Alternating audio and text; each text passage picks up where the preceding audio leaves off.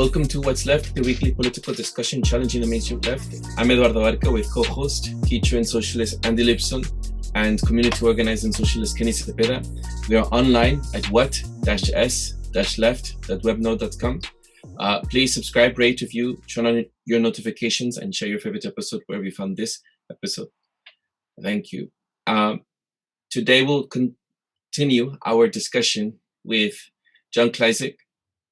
John Klyczek is the author of School World Order, The Technocratic Globalization of Corporatized Education by Trine Books, and he is a contributor to New Politics, the Center for Research on Globalization, Op-Ed News, The Interpret Report, and The Dissident Voice. There is one more publication. Unlimited Hangout. An unlimited hangout. Yeah. I'll have to. I should have said it to you beforehand. It's all good. All right. We worked Well, it. John Klyczek is here to join us to continue part 2 of last week's conversation on New World Order, the topic of New World Order. And we'll continue that conversation right after having reaching out to our audience. Andy, if you could please take over and just tell the audience what we're looking for. Yeah.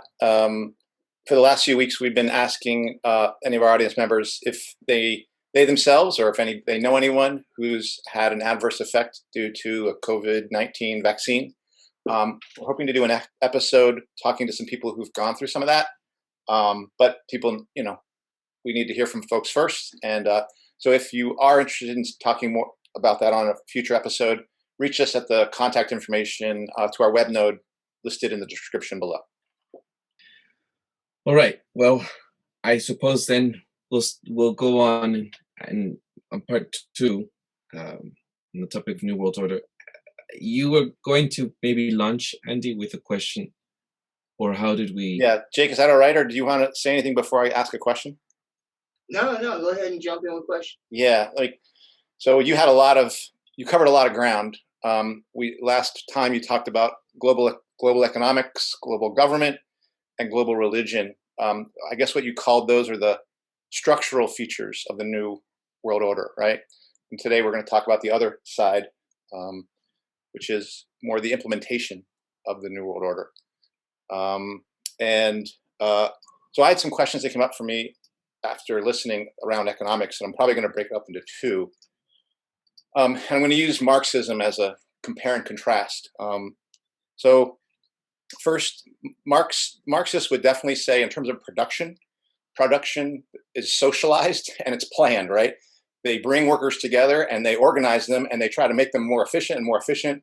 They bring in robots and all that kind of stuff. But generally, the production part is very much planned in terms of that part of the economy. But the exchange part, the market part, Marxists describe as anarchic.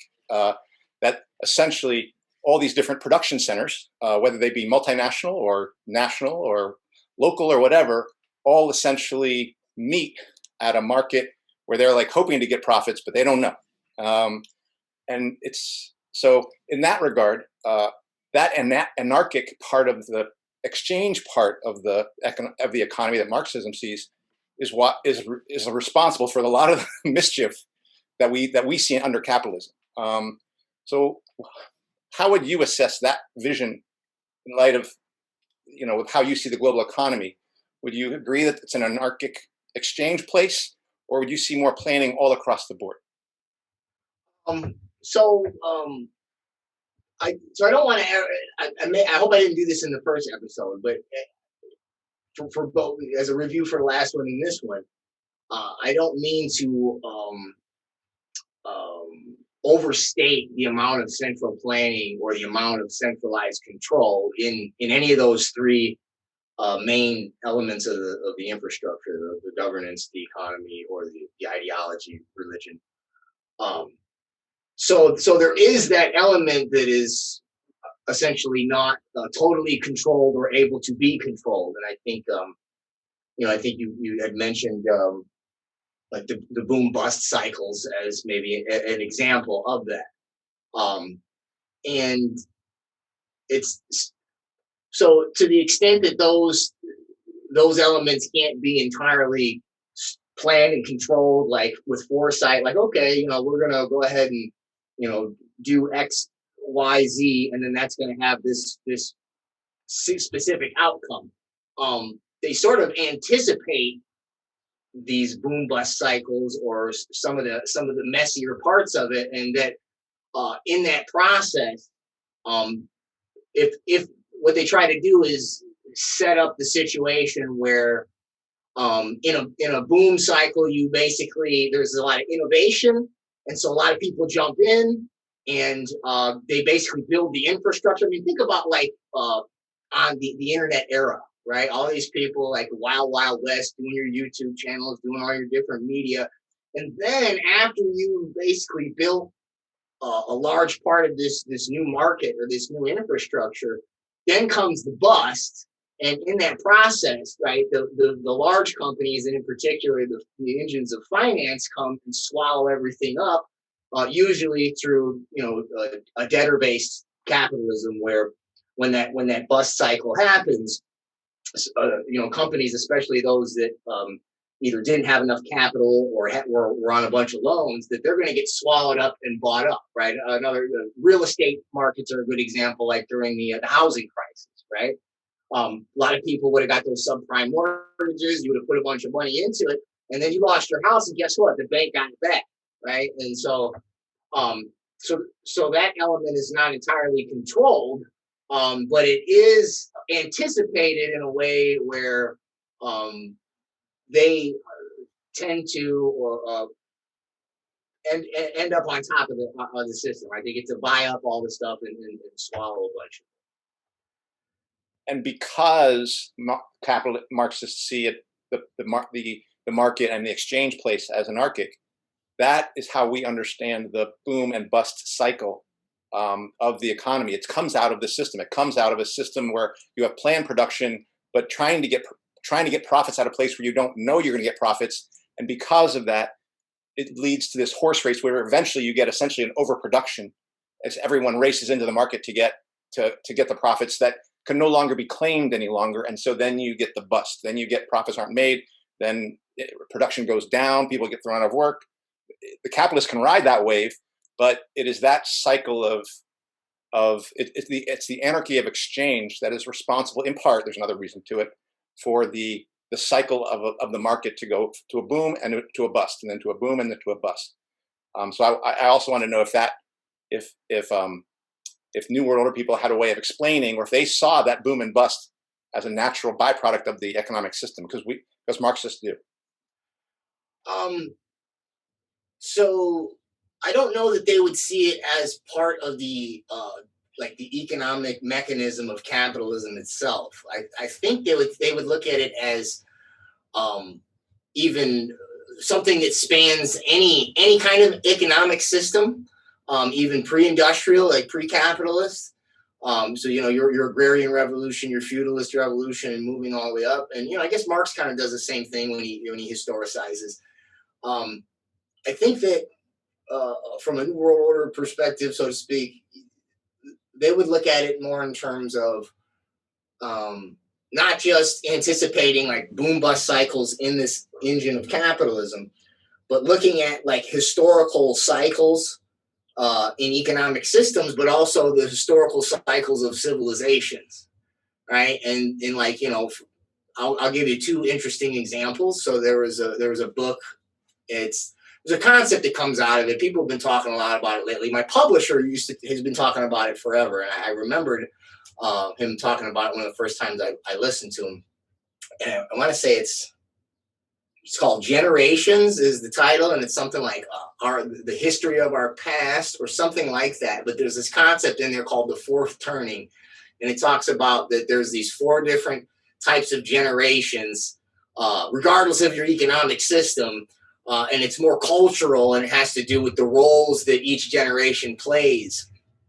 And I believe it's every fourth generation, there's a period of crisis. And during that period of crisis, you usually have something, it's about every 70 years, I want to say. And there's a crisis, usually something like a financial crisis, a war. It's something that really upends the entire system. So people from, if you want to analyze it like from a New World Order perspective, they would say that they anticipate these crises, not necessarily as an engine of capitalism, but just as an engine of culture and civilization.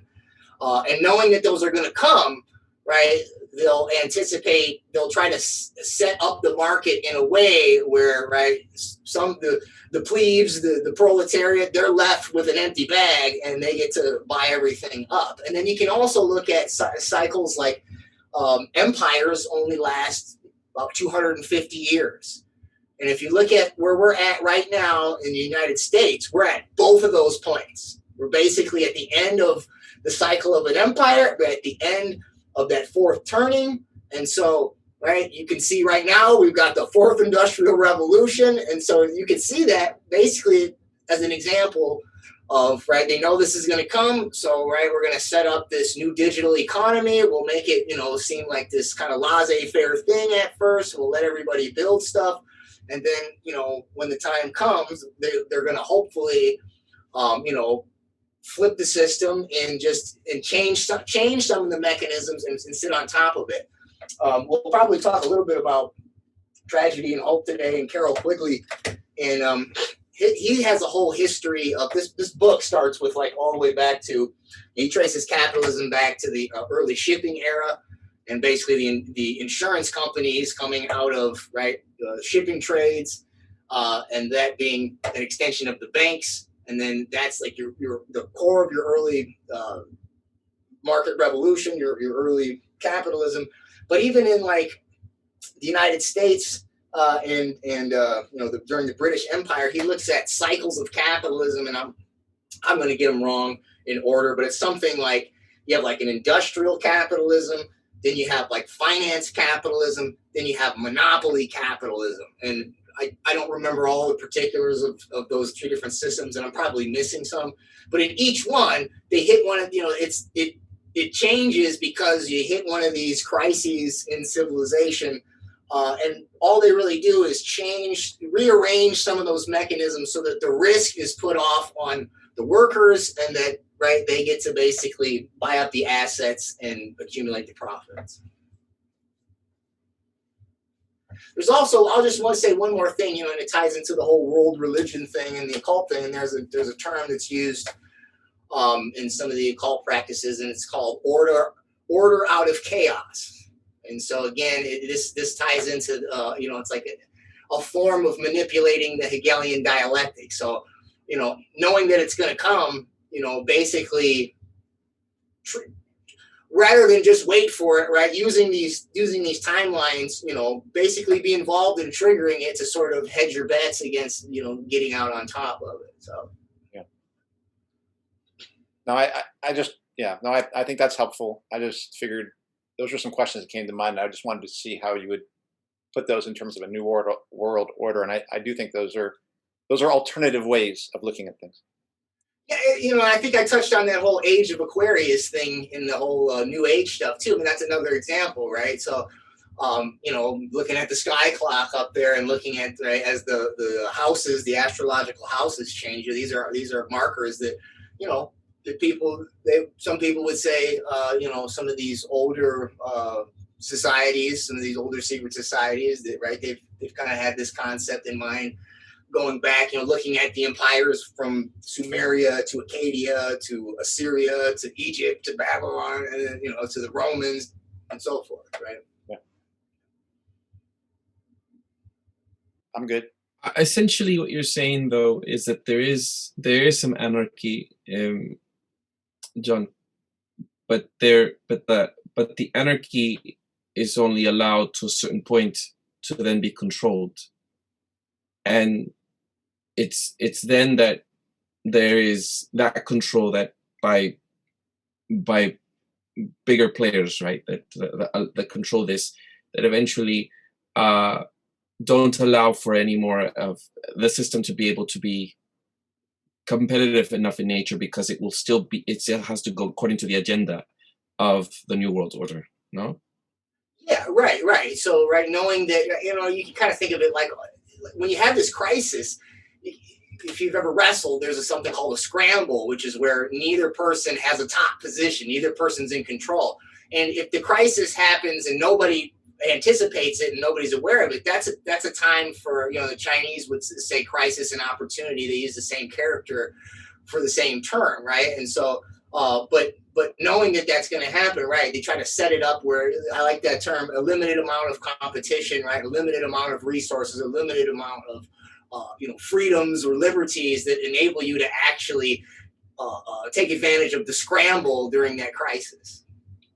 And that would require massive coordination, though, with everyone involved to be able to handle such anarchy of, well, I'll use another word, or the chaos of the boom and bust, or whatever economic mechanism or natural mechanism there is.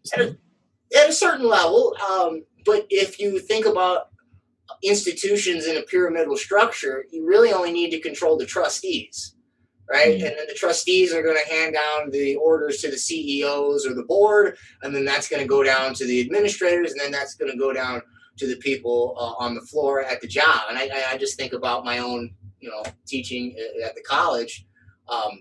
Everybody was doing they're pushing all the trendy buzzwords that the World Economic Forum talks about, but nobody in there is talking about the Great Reset or Klaus Schwab or any of that. So it's so all those people are not being, dangled on puppet strings. They're not being coordinated. It's just that, right, the agenda for the larger industries, if you think about, each industry, I think I broke it down into, your media, your energy, your communications. You've got a handful of companies that basically run these entire industries. It's, at a certain level, it seems like massive coordination, but it's pretty much just a handful of oligarchs that give orders to their industries, and then it just kind of is osmosis from there. I do have a question.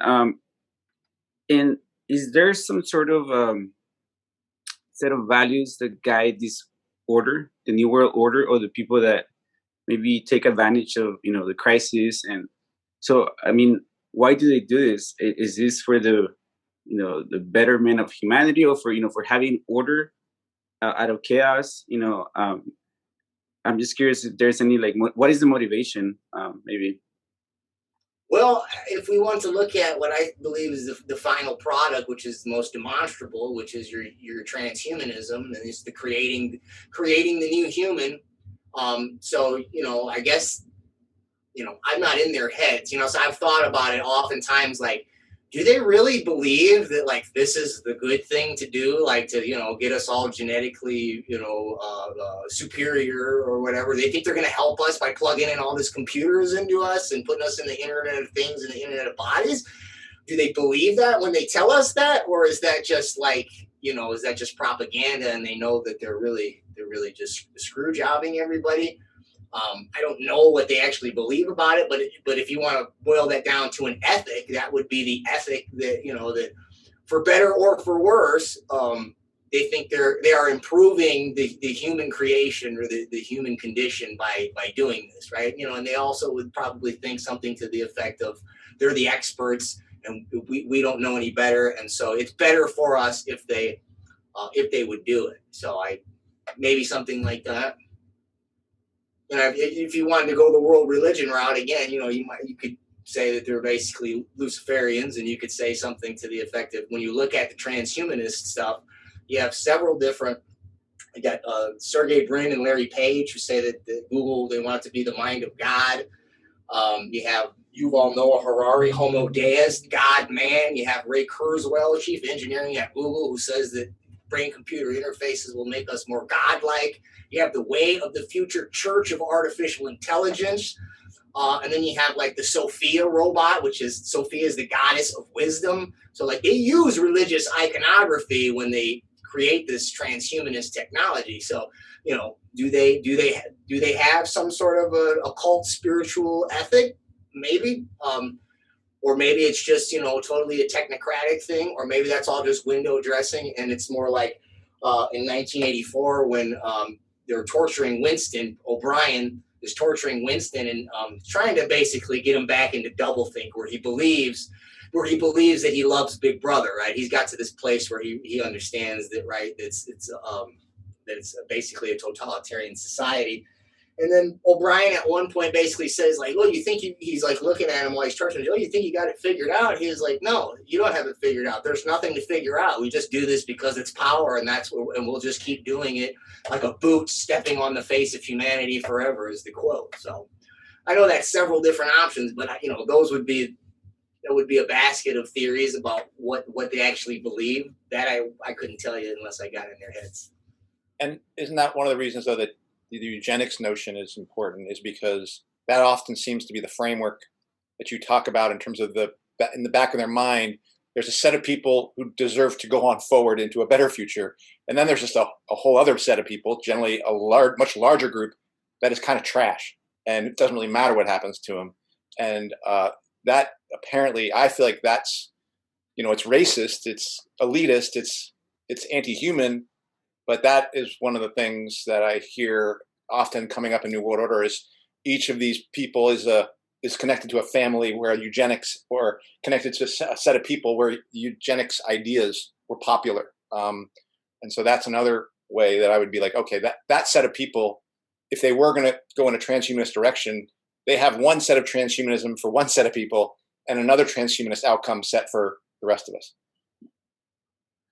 Yeah, basically, right? And they would also maybe, whereas you and I, we would have something more of a golden rule and say something like, right, that's racist, that's wrong, you should treat everybody the same. They would say, well, no, that's immoral because, you have a response. If you're smart enough to take control of evolution and improve the human species, then that's immoral not to do that, right? And then, when we walk through the eugenics thing, I'll show you too that people like now they were called the intellectual aristocracy, so they weren't actually like the royal families, but they're pretty close up there, right? And so you're talking about people that for eons have thought that they were better than the regular people, the peasants, the serfs, whatever you want to call them. I think, are we ready to get into? Yes, I'm ready. I'm not sure if everyone else. Yeah. All right, Jake, it's your show now. All right, so one of the things that I think is a nice segue from last time is if we look at the roundtable groups, and I've got those under, so that'll start us under occult and secret societies, and that'll transition us from some of the world government, world economic organizations into some of the more secretive groups. Okay, so under occult and secret societies, I have roundtable NGOs, non-governmental organizations, and then you can see when I go in there, it's under all three of those. Okay, and I can't move it to the left to get you all under all three, meaning it's under secret societies, world economy, and world government. Right. And I have it under secret societies, not because they're secret, like nobody knows about them. Obviously, right? All of these have some form of a public face. Even Skull and Bones is incorporated as the Russell Trust Association, right?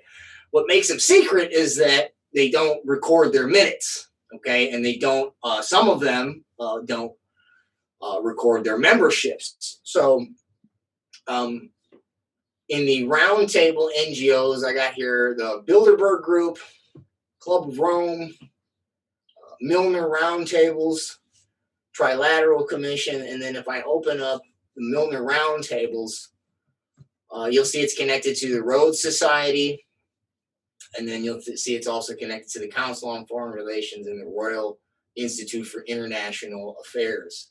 So those all follow something called Chatham House Rules, CHATHAM. And those are basically rules for when they hold these roundtables with everybody from media, governance, finance, and on an international scale. There's the Chatham House rules means that you can't take minutes, you can't record what people say. You can talk about the topics that everybody discussed, but you can't say who said what and whether or not that was actually discussed there. Okay, and so to that extent, right, they have a secretive mode. Okay, these Milner roundtables were formed by a guy named Lord Milner, and he was part of this special group that were part of Cecil Rhodes's, not the Rhodes Society as we know it today necessarily.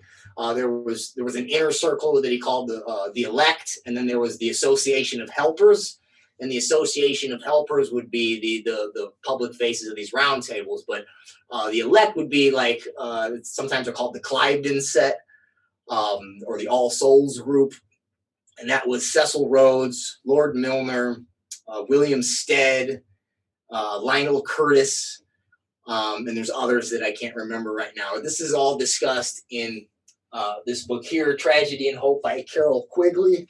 And I'm just going to forget what I'm saying by doing that. I was going to show you the picture of him on the back where there's a quote from Clinton saying that that was his mentor and that he really liked, he really wanted to, he really honored. It was at his inauguration speech that he mentioned Carol Quigley. But Carol Quigley basically said that after World War I, that this elect circle inside the Cecil Rhodes's group of buddies, they formulated through these Milner roundtables because after he died, the trust was handed over to Lord Milner, and then he set up the Royal Institute for International Affairs and the Council on Foreign Relations. The Royal Institute for International Affairs is basically the British version of our Council on Foreign Relations, and these are basically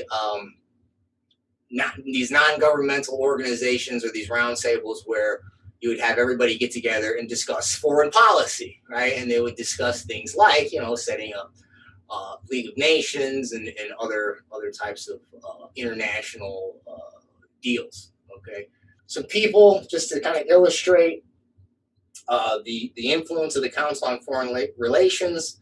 You got American presidents like Bill Clinton, Dwight Eisenhower, George H.W. Bush, Jimmy Carter, Richard Nixon.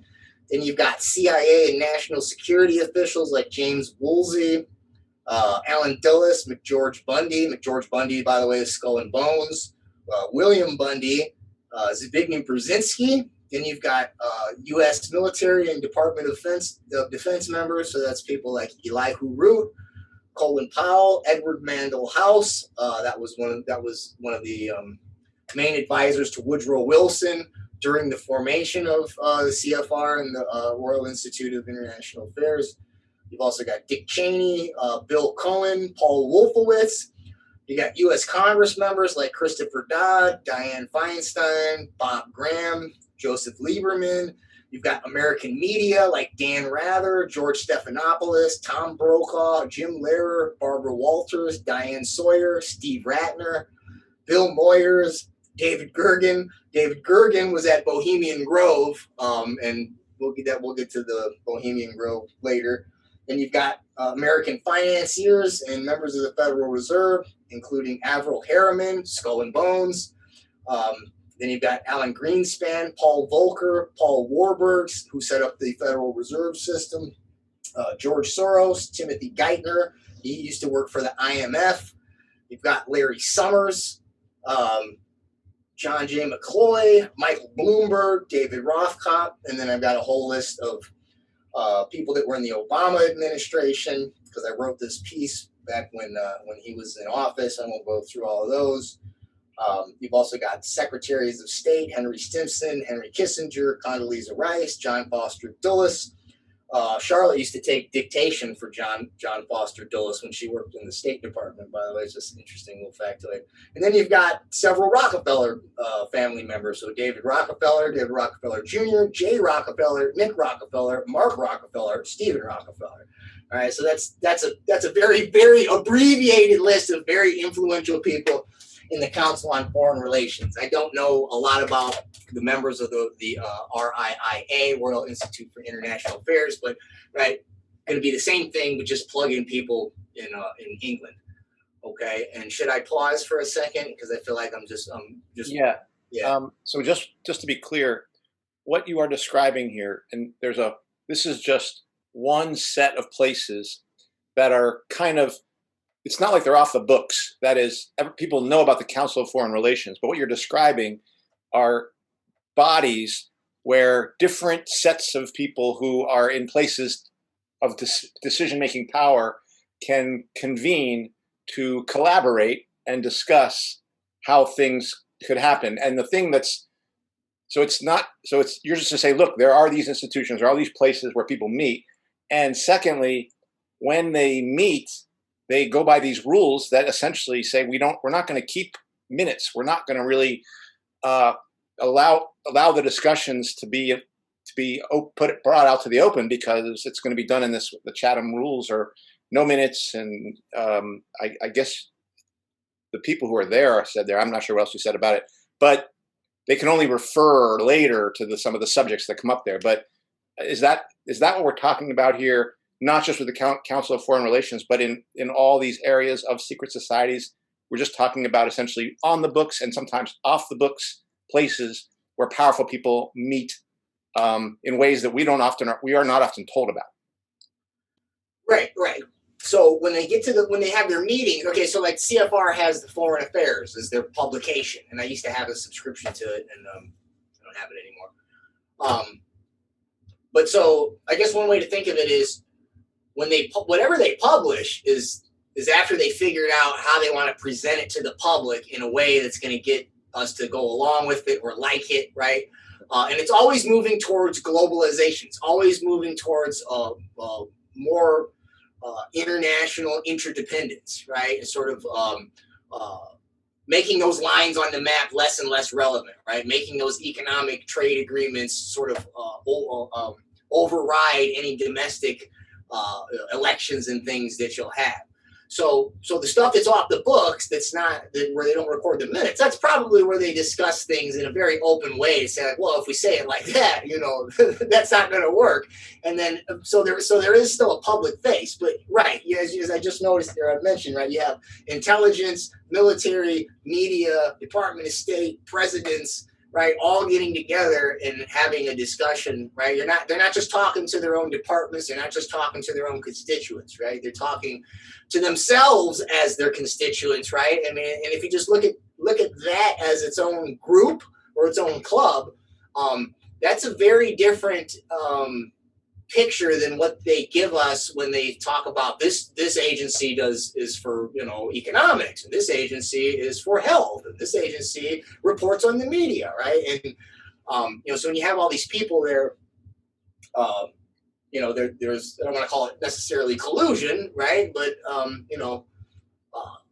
that's not the way that we are presented as far as how our government works, right? We think that, we've got some elected officials and that they make decisions, but right, really there's a lot more decisions made in these places, and a lot of it's basically off record. Is there any hierarchies within these organizations, or is there more power, for example, from the U.S. Groups versus Chinese groups, or is somewhat egalitarian? I'm curious if you have any sense of that, or. Well, I could say, and maybe this is a nice place to jump for a second. And if we look at something like, and I don't know how well many examples I have for some of these other, but if we look at something like the Bilderberg Group, you'll see here that two examples I have is you have David Rockefeller there, and then you got Prince Bernhard of the Netherlands, who, by the way, was a Nazi stormtrooper. Okay. But you see that they have literal royal families there, okay? And so I don't know how much weight they really hold. After World War I, supposedly the old world of kings and queens was basically done away with, and was at that point, supposedly ceremonial. But they're there at these meetings, so do they still hold the same weight that they had, prior to that? Could be, maybe they have more weight in what they say, but I would definitely say somebody like David Rockefeller, he's not only at the CFR and Bilderberg Group, but he's also founded the Trilateral Commission.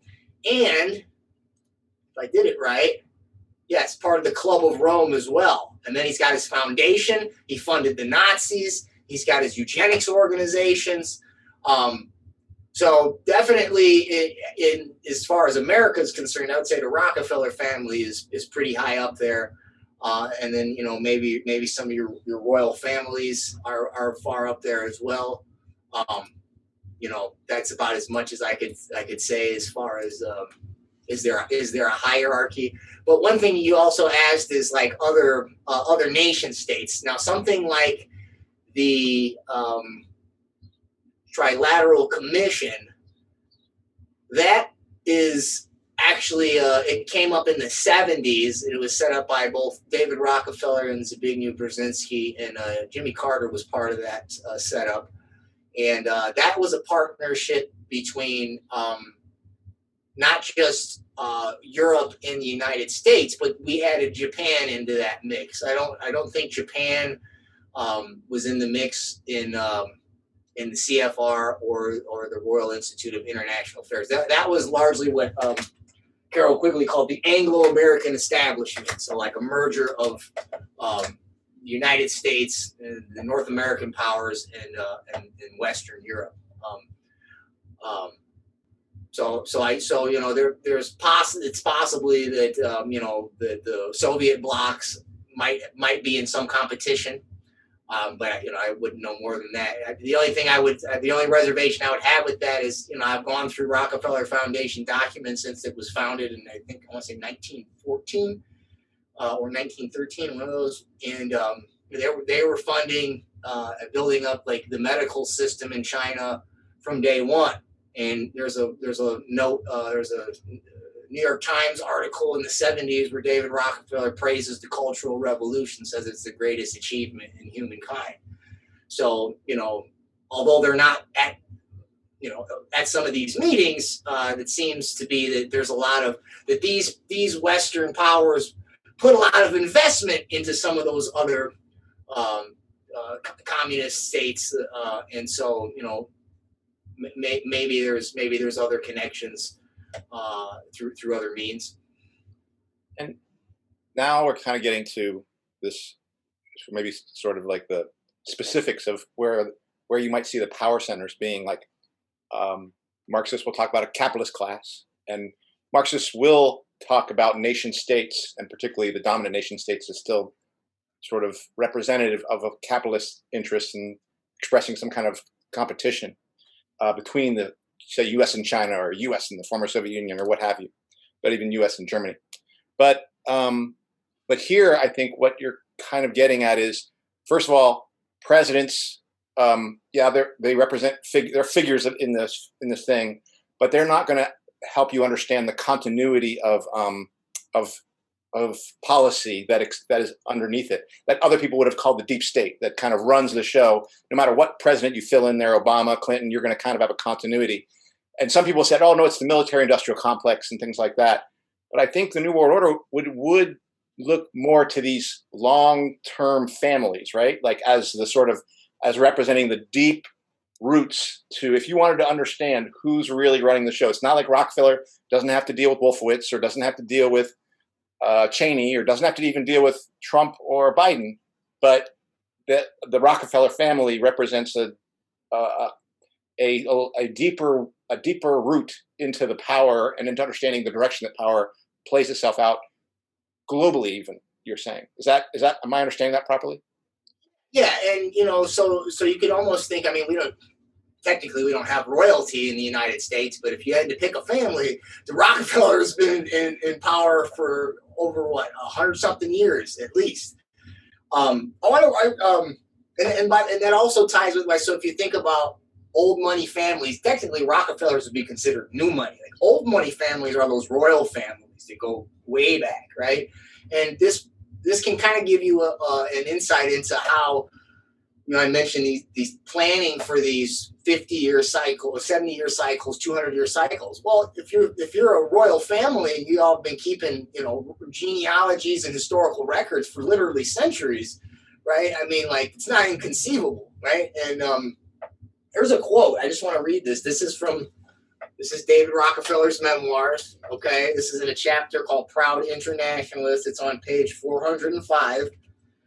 And David Rockefeller says this: for more than a century, ideological extremists at either end of the political spectrum have seized upon well-publicized incidents such as my encounter with Castro to attack the Rockefeller family for the inordinate influence they claim we wield over American political and economic institutions. Some even believe we are part of a secret cabal working against the best interests of the United States, characterizing my family and me as internationalists and of conspiring with others around the world to build a more integrated global political and economic structure. One world, if you will.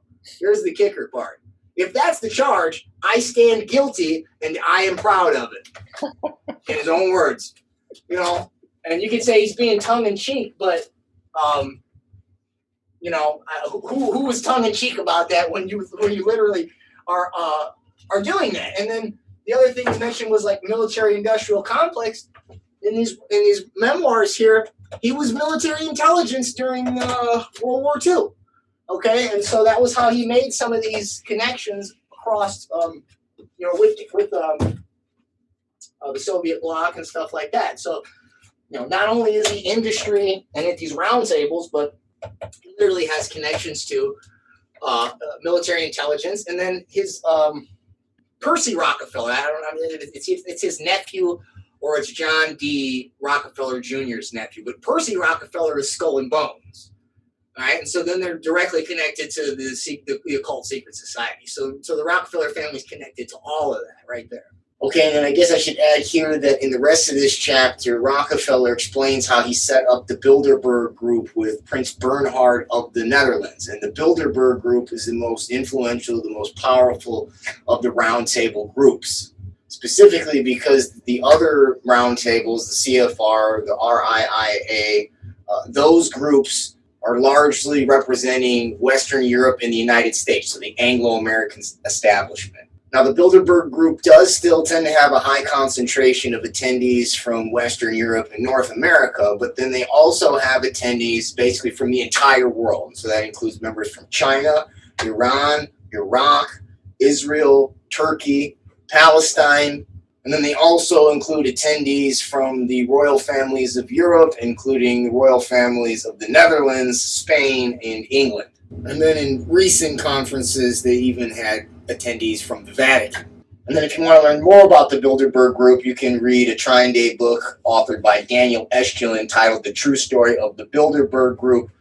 It's got a bunch of facsimiles, photocopies of leaked documents that he got, including membership lists that were leaked by workers at the hotels where Bilderberg conferences were held. And then he also crashed some of the Bilderberg events, sitting outside the hotels and getting photos of the attendees as they entered the conference. And those photos are in the book as well. I might just make a little note here. You got Jeffrey Epstein, who's trilateral and counsel on foreign relations. And then that's where, you know, he's also got connections to, Whitney Webb writes about his intelligence connections. I want to say Mossad, Israeli intelligence, and also U.S. intelligence. I think it was Alexander Acosta, who was supposed to basically charge him with something, and basically said, "This guy's intelligence. We're not allowed to mess with this guy." So, and then that eventually we'll talk about, you know, human trafficking as part of that apparatus.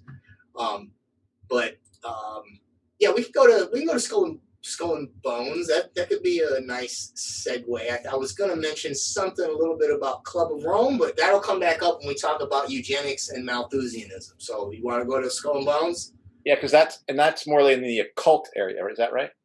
Yeah, but it has connections to intelligence and stuff. Yeah, so it has connections to all sorts of stuff. We'll make our way back. So so if we go back to the top of the occult and secret societies node, you'll see I have on the left side here fraternal and chivalric orders, and then also occult and esoteric societies. So I just explain the difference between these a little bit before I go to Skull and Bones. Yeah. And that is, so I made a little distinction here because the fraternal and chivalric orders, if we open them up, you have stuff like Knights Hospitaller, Knights of Columbus, even the Jesuits, the Society of Jesus, Knights Templar, and these have connections to Freemasonry, but they're not necessarily considered like occult or esoteric, right? Like they're basically like the Knights Hospitaller and the Knights Templar were basically groups that were during the Crusades that were there to basically take pilgrims into the Holy Land and protect them, and then they had all their roles in terms of fighting that crusade. Now, Freemasonry, as it traces its roots back to these ancient orders of these different knights, that's where you would see it actually become something of more occult and esoteric societies, meaning like they have like esoteric rituals or occult rituals associated with their fraternal organization. But like, something today, like, so the Knights Hospitaller and Knights Templar don't actually exist in any shape or form anymore, although Freemasons say that they are the descendants of them. But something like the Knights of Columbus, that's basically just a Catholic organization, right? It's you can go down and probably got Knights of Columbus in any place that's got a diocese there, right? And as far as I know, they don't do any kind of like occult or esoteric practices. But if we go down into this node on the occult and esoteric societies, you'll see I have at the like a little bridge here where it says ancient mystery schools before I get into these other groups. And so if I open up this node on occult and esoteric societies, you'll see I have like a little bridge here that talks about, it says ancient mystery schools. And basically that's the thing that all of these other occult and esoteric societies have in common, that they trace their occult practices, their esoteric practices, you guess you'd call them magic or ritual practices, back to ancient mystery schools that go all the way back to Sumeria, right? Babylon, Egypt. That's where your Egyptology and all that stuff I talked last night. Think about all last week, all that type of stuff. All those different new agey, different forms of spirituality. They all intersect with these different occult and esoteric societies. So let's just open up. 1 second, Jake. Now, is that also okay? Do you know that movie Eyes Wide Shut? I do, and I've never seen it though. But I know what. Go ahead. Well, there's like a situation where the main character goes to a place where the really wealthy, connected people are, and they're wearing like weird masks, and it looks very strange. And there's an orgy taking place, and they, is Stanley Kubrick referring to this kind of ancient mystery school and bringing up that kind of like association where these people wearing cloaks and you can get killed really easy if you don't know the password and stuff like that? I don't want to wax on stuff because I've never seen it, but I'm going to say pretty sure that's exactly what he's talking about. And if you one of my buddies, Trying Day author Jay Dyer, he does analysis of the occult symbolism in films. I mean, he does it in a very historically accurate way. So if you ever wanted to maybe get a hold of him, he might be able to break that down better than I could. But definitely one thing I can say is that sex magic is part of a lot of these rituals. And I could go to something like, well, I know we said we were going to go Skull and Bones, but since you brought it up, I'm going to go to the Hermetic Order of the Golden Dawn. Okay, and then underneath that, we have Aleister Crowley, and he's connected to several other occult and secret societies. And so you have the Ordo Templi Orientis, otherwise known as the OTO. He was, and he wrote about different sex magic rituals. And that has to do with this thing over here called spirit cooking. But he had this ritual called the Cake of Light. And I don't want to be really gross about it, but you make a cake out of different fluids from those types of activities, all right? And you eat it, and you're supposed to, I guess, have some kind of spiritual powers, okay? And he wrote this stuff. Like, it's not a theory. Like, he wrote it. And He also was. There's a drunk history episode where they talk about this with Duncan Trussell, who's Joe Rogan's buddy, goes on there, and I don't have him up here. I should, but I just had to stop him at some point. But Aleister Crowley was also buddies with the guy from the Jet Propulsion Laboratory. His name is Jack Parsons. And they literally were having sex orgies, like ritual magic, sex magic orgies, in conjunction with some of the early launch experiments at the Jet Propulsion Laboratory. And that was somehow supposed to align with what was going on astrologically. And they would do these sex rituals. And I don't know more about it than that, but I've heard, I know that, and I remember actually even seeing it on like regular TV with Duncan Trussell on the drunk history episode. So sex magic is part of these occult or esoteric ritual. That's just one example. And since I'm here, I'll just note that he basically called himself the Beast, right? He called himself the most evil man. He basically gives rights to the modern day Satanic Church through basically Anton LaVey sort of picks up on his stuff, and then there's connections to also Michael Aquino and the Temple of Set, and that's another branch of these like Luciferian Satanic organizations. So. And you also had Bohemian Grove as one of the nodes to this, and I know I've heard people say some weird stuff goes on there.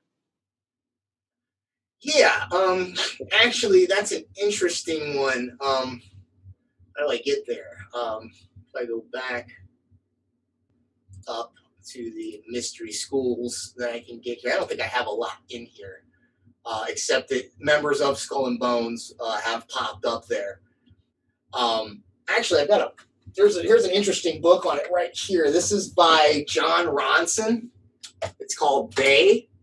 Okay, and John Ronson, he also made the movie The Men Who Stare at Goats, which is about it was a real military project. General Stubblebine, one of my friends interviewed General Stubblebine before, and they were like trying to make ESP soldiers, like psychic soldiers. That's a side point. But in this book, John Ronson does it's like gonzo journalism, so like journalism, you're supposed to like remove yourself from what you're reporting. In this, he's a character in it, and he follows Alex Jones in there. This was right before 9/11, and it just says 2001, so I don't know what month it was, but it's 2001, so it was that year. It might have been right before, right after it. And you can watch, well, I don't know if you can find it anymore because it got wiped off the internet, but they broke in there, and the way they broke in was walked in, which is weird, okay? But they walked in there, pretended like they belonged there, they dressed up, and they filmed these people having a ritual. It's called the cremation of care. There's a stone owl, and they burn an effigy of a human being who's supposed to represent their cares. And the owl is called Moloch. And Moloch is one of the Canaanite or I want to say Canaanite gods, but it's when the Israelites come into the land of Canaan after they come out of Egypt, there's other tribes. It might be one of the other ones, but it's some of these other gods from one of these other tribes, and they would sacrifice children to him, and that's why what they would say, do not. There's in the book of Leviticus, it would say something like, do not immolate your children to idols. Immolate meaning like that. That's a play on Moloch. You would burn children to Moloch. So they would say that it's not a real person. It's like a dummy or a straw person. But they burn this thing out there, and this is a super, again, it's another one of these elite clubs. I don't have a bunch of people listed here. I ran out of time. I spent a long time on it, but there was an interesting, somebody called out Bill Clinton. I want to say not too long after 9/11 and asked him, "Do you go to the Bohemian Club?" He goes, "I go to the Bohemian Club." He goes, "No, I don't get naked and ride around those redwoods like those rich Republicans do." Then there's Richard Nixon saying something like it was basically one of the he basically said it was, in a not so nice way, it was one of the gayest places he'd ever been. So that's, and the Bushes, the Bushes have been there. But it's said that, again, they don't just go there and hang out and get hookers and things, but they go there and they have business meetings. Basically, they have off the record meetings. And if my memory was better, I could name some of the deals that were purportedly brokered, but I can't at this time. So that would be another example, of an occult society that has basically very almost satanic type rituals, basically. I'll just note one more thing, was that they said even the people that were there, even they said something like, even if it was an effigy, like the what was weird to them, like John Ronson and Alex said that the people were very, very emotionally involved in the ritual. Like, and you can hear they got a little camera, and you can probably find it somewhere online, maybe on Bitchute or one of these other platforms. But you can see them. You can see the big owl, and you can hear them all, howling basically when they burn the effigy. I just wanted to say that this is beginning to sound to me a bit, I don't know.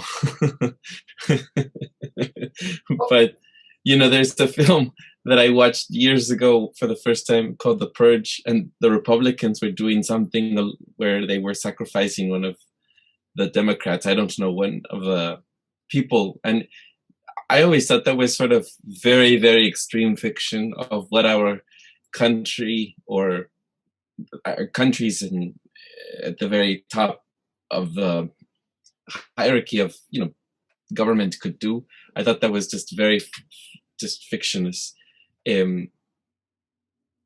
excuse me. But what you're describing is sounding very much like a film. I'm not sure. Oh yeah, no. I mean, maybe we can.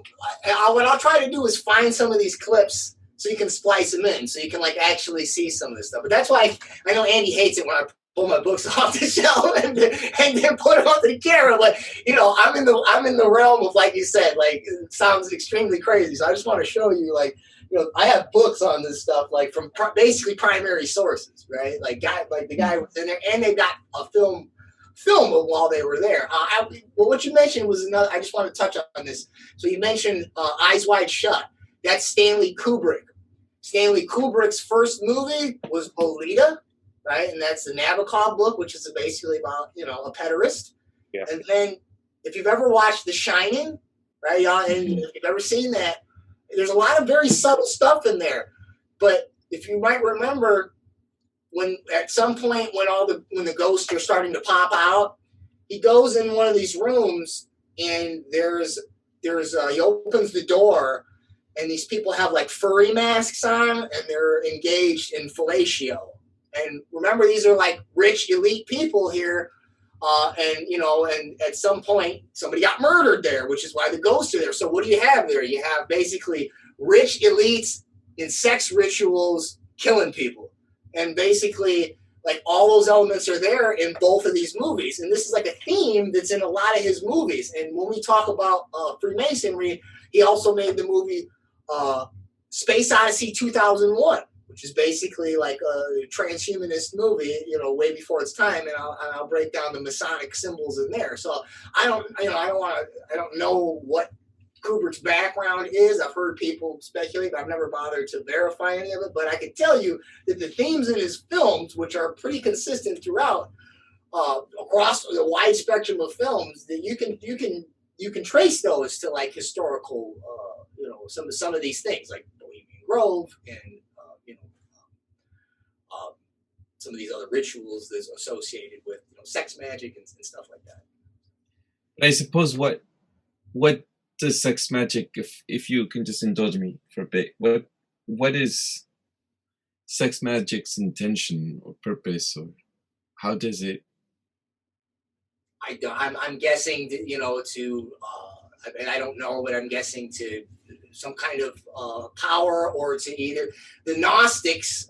We talked a little bit about Gnosticism last time. The Gnostics believe that this world is a prison, and that your normal consciousness, your normal everyday life, like, is like a prison, like into like you want to achieve a higher state of consciousness, and the way you could do that could be through like asceticism or like meditation or like psychedelics. But one of the other practices they had was like sex orgies, and like you could reach some kind of ecstatic state, and then I don't know, you could download some kind of secret knowledge, or you get to commune with the infinite or something like that. But it's to get some kind of either power or pleasure, or some kind of a secret or higher consciousness, or something to that effect. If not, something even darker, connecting to some dark forces. But I don't know. Right. Now, when we talk about some of this human sacrifice stuff, by the way, or I was going to say, I don't want to jump. We'll get there, but when you start talking about human trafficking, there's something it's called satanic ritual abuse. And if you remember in the 80s, they talked about this thing, satanic panic. And again, I don't want to get too far down there, but there was things like the Franklin scandal, and the story of Johnny Gosh. And this is like when the kids kept was missing, and they were on the milk cartons, if you remember that back in the day. And the theories was that these kids weren't just being kidnapped and then abused, but they would be involved in these satanic rituals. And then that could tie into other stuff like what's called trauma-based mind control. So you traumatize a person, and then through these rituals, and then you could basically program them to recruit other kids, and you could use those kids to like you could use handlers for the elite, and then you could blackmail the elite, like someone like Dennis Hastert, who was was the Speaker of the House. And so that's a whole other can of worms but it's in here when we get to. Do you want me to go there now, or should I just pause and go ahead? What I do want to say is, what's interesting is that I remember when I was in the UK, there was talk about sometimes I would sit around these fires I was working in a music festival, because over the summer there are many music festivals, and there was talk about some of the people I worked with who live or who are British. They would say that there are politicians who are in these boarding schools. They all come from these boarding schools, and they do these rituals, and they do all this sort of. But I thought they were more like fraternities, more of sort of frat. Frat, what do you call them? Rituals, not rituals, that frat, whatever, rite of passage sort of things, but more like what we hear about here in the USA happen. But they talked about it in a way that these politicians would engage in certain things that would not come out to the public, because if it did, it would. This is what they have on each other, and this is why they're so tied to each other. I always thought that was far-fetched or a bit of conspiratorial to think, but as we're speaking, I mean, anything is possible now with aliens having come out, or not aliens, but rather UFOs or unseen objects, or even Jeffrey Epstein ties to Bill Gates, and now even Fauci saying stuff about the leak theory being possibility of the lab theory. So I guess I'm more open to anything these days. But the thing is, I don't know if you know any about that, about these politicians had done rituals or engaged in certain acts that would hold themselves. Sorry if we're going on a tangent, but I just was reminded of this because now I'm beginning to think I maybe dismissed some of those friends of mine around those fires to just sort of thought they were going off. Let's open that note, because I there's a couple things in my mind like that. Part of the reason why I made this is because like I said, a lot of this is I've been focused 100% on education for the longest time. Like a lot of this stuff is stuff that I haven't thought a lot about in a while. I mean, Because most of these politicians come from these boarding schools, high elite boarding schools in the UK. And one thing while I'm looking for this section is that have you ever seen the movie Training Day? Mm-hmm. You guys ever seen the Training? So in Training Day, you got this corrupt cop, and he's trying to. They got this rookie, and this rookie's coming in, and they basically are trying to figure out if is he going to play ball, like is he going to be a problem for us and rat on all of our corruption. And so like before they they kind of like they feel him out. So like one of the first things he does is he's driving and he starts smoking some pot in the car, and he tries to pass it to him like, hey, you want some of this? And the guy's like, nah, I'm not gonna do that. That's the first part. It's like, oh, okay, so this guy's not gonna smoke this pot. Well, he's probably not gonna like when we rob these people later, which is what they do, right? And so, I mean, it's it's a fictional example, but I mean, I like that example because it removes it from like this grandiose like sex trafficking, but it's like. This is people do this in their at jobs where if people are cliquey like that and they've got some kind of under the table deals, like there's ways, and you want to make sure that that those people are going to basically be if they rat on you, you can rat on them, right? Mm-hmm. And so if at any point for some reason they have a crisis of conscience, they have a change of heart, they see the error of their ways, they're stuck, right? So I pulled up my human trafficking example here. So on the left here I've got satanic ritual abuse, and that's connected to trauma-based mind control. And we can jump back in there. That'll get us back to the intelligence agencies, by the way. But let's just talk about some of these other nodes here, which include, I just gave you the example of Dennis Hastert, who was Speaker of the House. Now, I don't know that he was involved in actual trafficking of children, but man, he was abusing children for a long time. And I want to say Wayne Madsen, told stories basically to the effect that, like, everybody knew that this is what this guy was doing, basically, right? And but other examples where you actually have, and I got would be the Franklin cover-up, okay, and that's this is I got the book here, Franklin cover-up. This is written by John DeCamp, and John DeCamp he was a state senator, but he investigated. There was an issue with this guy. His name was Lawrence King, not Larry King, the media guy, but this was a Republican senator in Nebraska. And the Franklin Credit Union was a place where they basically were laundering some of this money. And look, you'll see that the title here says Child Abuse, Satanism, and Murder in Nebraska. And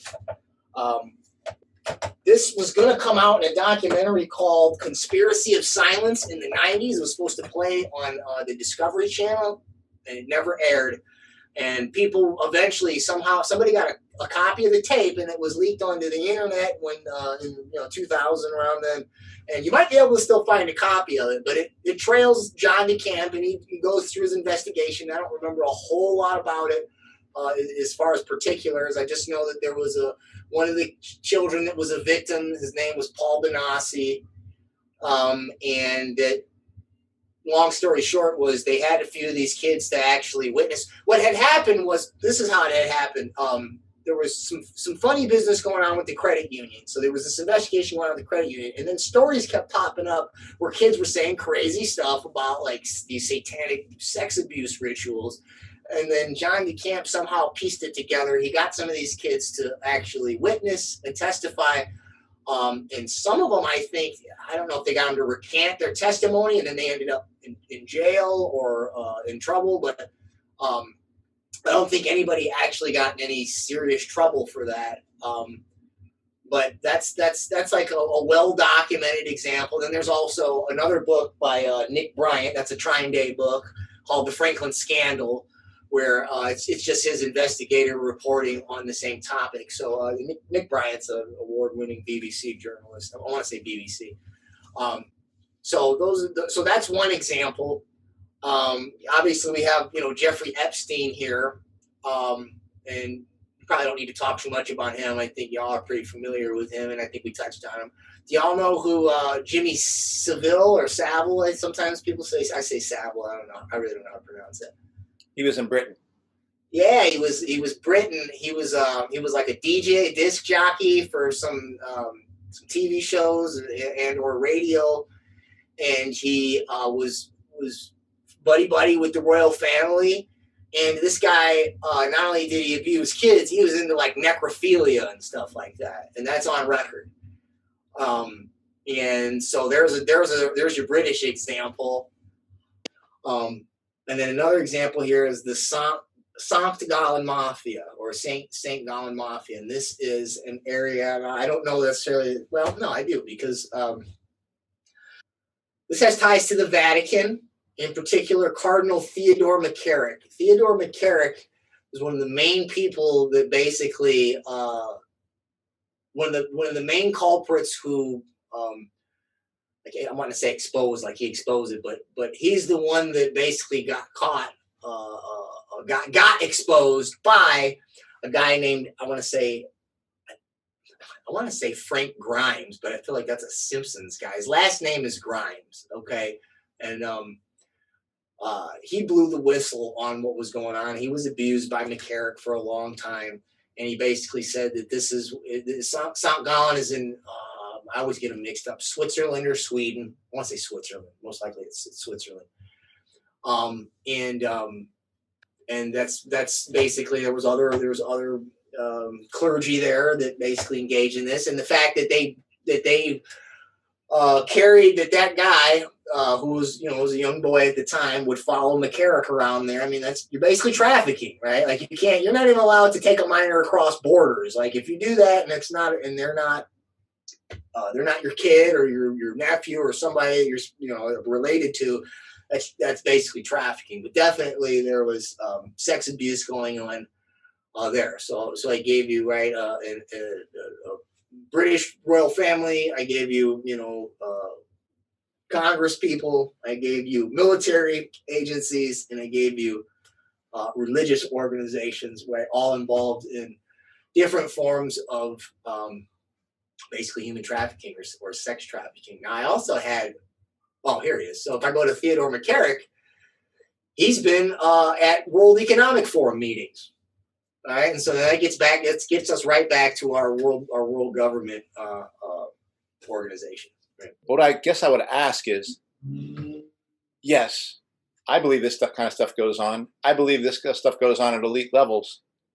What does it matter for you that this is happening? Because these folks are up to all sorts of mischief. They might be injecting vaccines into humans. They're doing wars and killing millions of people. So why is it important to talk about their connections to these, sexual abuse of children, human trafficking? What is important about that particular kind of criminality that it might be highlighted? Because in my mind, these people are criminals at so many different levels. It's hard to keep track. So why for you is that so important? I mean, not for you, but for this notion of a new world order. So before John Klyczek answers that, Andy, I think, can I just answer why I think this is beginning to do something to my mind about why this is important? Okay. We did Jeffrey Epstein episode some time ago, and at that time, it's cringy looking back and how much I fought against looking into it as some form of conspiracy, whether he was engaged in some things of what John Klyczek is mentioning now. I think for me, whether I accept the New World Order framework or not, it's not right now what I'm going to say. It's more for me is the level of secrecy that our government engages in is for me even though I how the notion that we are being hidden from information that is to the public. There are lots of this is gives me a sense of it gives me more distrust to our government, and maybe a bit of confidence when I feel maybe I'm going down a rabbit hole and the majority of our circles or friendships or community aren't probably believing in this. And I do think that we should question anything and everything. And that's all. I guess that's, for me, it does that. It's being able to open my mind a bit, or being open to, as Carl Sagan's wife was about 9/11, right? To be able to just look at things, because that's what we're supposed to be doing. It's to be considering all the possibilities that there are for us to look into, especially when we are being ruled by the very top, the people who are controlling all of this, our economy, our institutions, the infrastructure, how these things are set up in our world. It affects us because we live in the society. And I'm just beginning to feel more open after this I call it COVID journey, to the secrecy that our governments do keep from us, and makes me available to look into it further. It sounds very simplistic, maybe just sort of, oh, okay, we should have known that. But I don't know. It does something to me developmentally inside my brain, that it allows me to be more open-minded about. Yeah, I mean, anytime, this is many years of being, all these nodes that are like that, it was like, first it's like, what's that? How's that? This sounds like then one day it's like, oh, that guy's connected to that. And then it starts when you start to see a pattern, right? I mean, it makes you want to think about it, right? So Andy says, why is this important in terms of this whole framework? Well, I mean, like you said, they do all kinds of horrific, evil stuff, right? And so I guess another way to ask the question is like, how is this part of the mechanism of what they're doing? Let me go ahead and jump over to the satanic ritual abuse and look at the trauma-based mind control, and that'll give me a segue to talk about a couple of different things. So the first one is obviously the blackmail component, right? So, and this helps me answer Kenny's question earlier about like what kind of centralized control is. Well, everybody's not exactly like controlled by some kind of central agency, but if you know that somebody is in an important position of power, whether it be a CEO or whether it be in media or whether it be a governor or speaker of the House, if you got dirt on them, you can get them to do what you want, right? And then the other thing that they do is when they're with Jeffrey Epstein was filming people rampantly, right? He had everybody from presidents of the United States.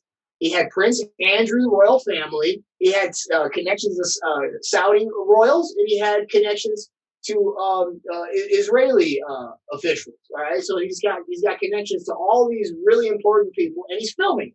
So you can blackmail them, and if they're not really on board with whatever is the epicenter of these criminals, you can make them be.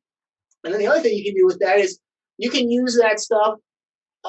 You could blackmail other people with that stuff that weren't involved. Meaning, like you could, with the Vault 7, you could, basically put it on their computer and say that they were doing it, or say that they downloaded it, right? I mean, so it has several. It has, if you're somebody that's like a whistleblower or something, you're like, oh, so there's, it has, it gives them leverage at the political level to so that right, they don't have to necessarily be have somebody that's totally on board all the time, right? They can basically coerce is one of the main issues. But then there's also another element here of the trauma-based mind control, and this gets us into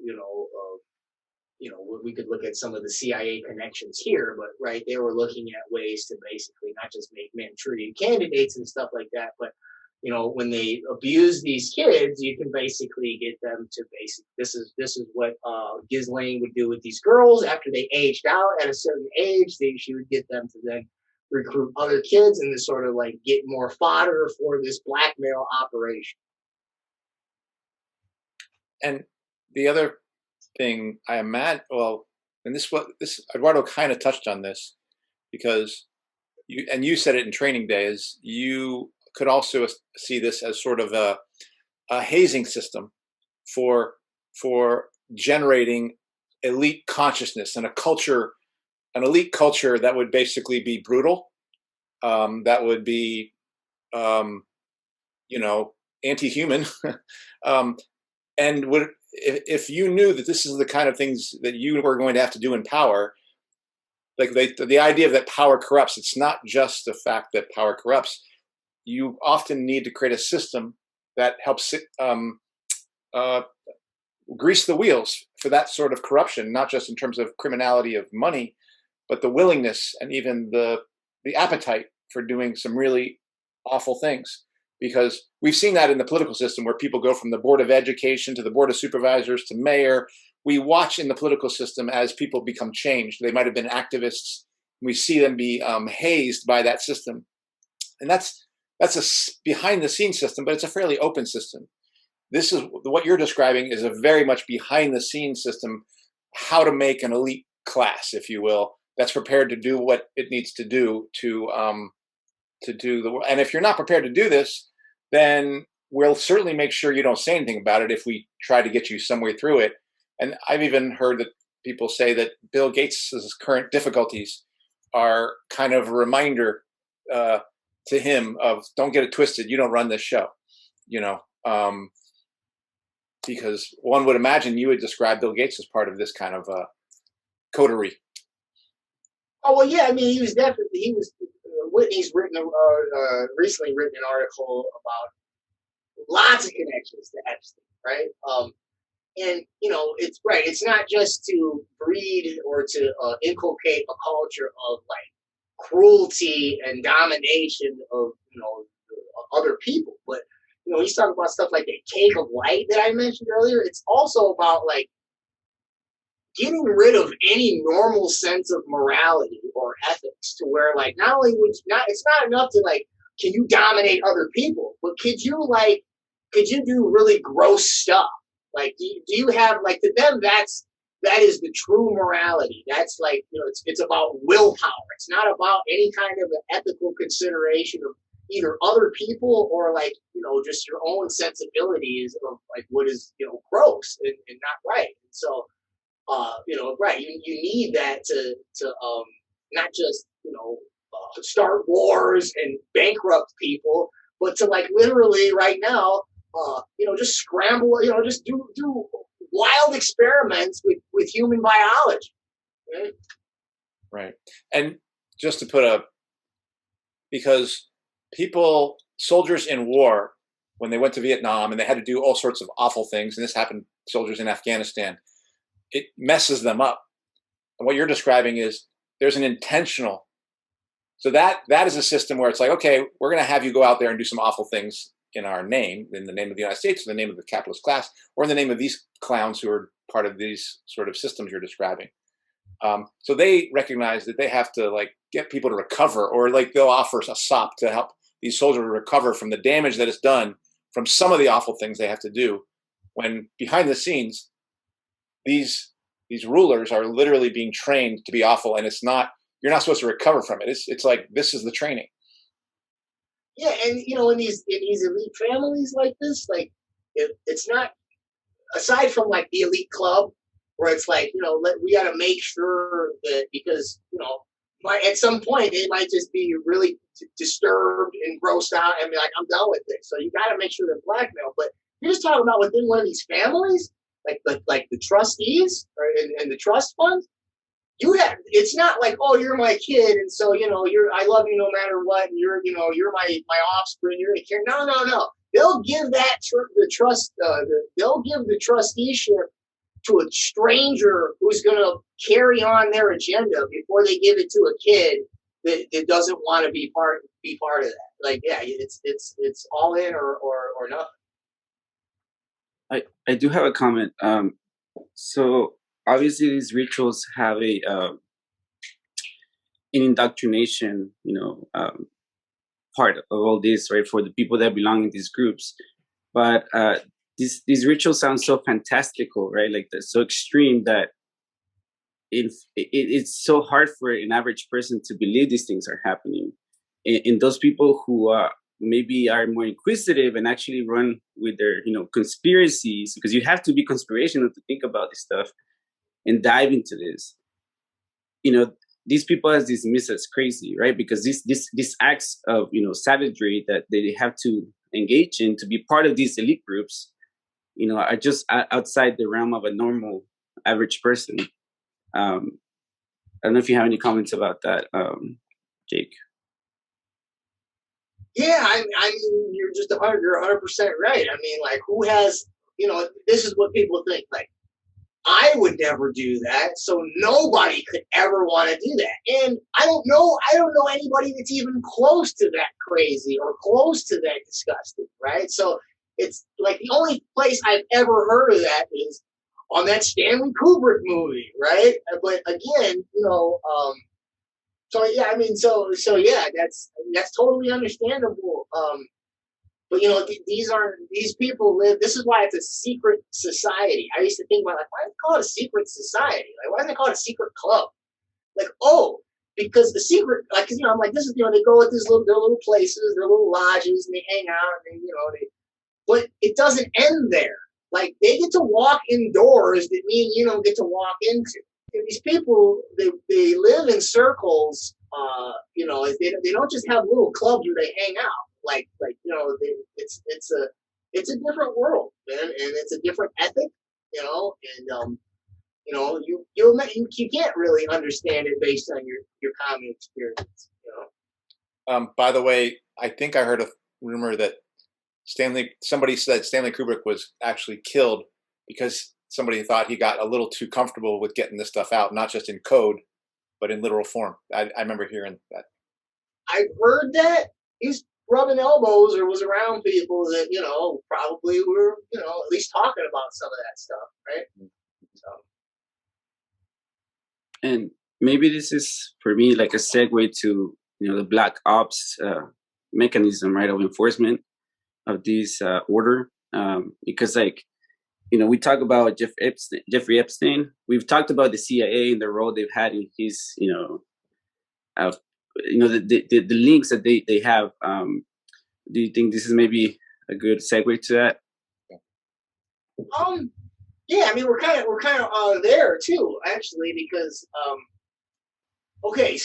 so with intelligence and black ops, 4 blocks here. I've got drug trafficking, false flags, human trafficking, and then specific intelligence agencies that would be involved in these other 3 activities. Okay, so let's look at some of these intelligence agencies. So I've got various national intelligence agencies: Russian intelligence, U.S. intelligence, British intelligence, Israeli intelligence, and then international intelligence. And then, of course, there's other intelligence agencies I could have added here, but this gives you a decent overview of how the various national intelligence agencies actually work together through something called the 5 Eyes, and then Project Echelon, and there's others as well.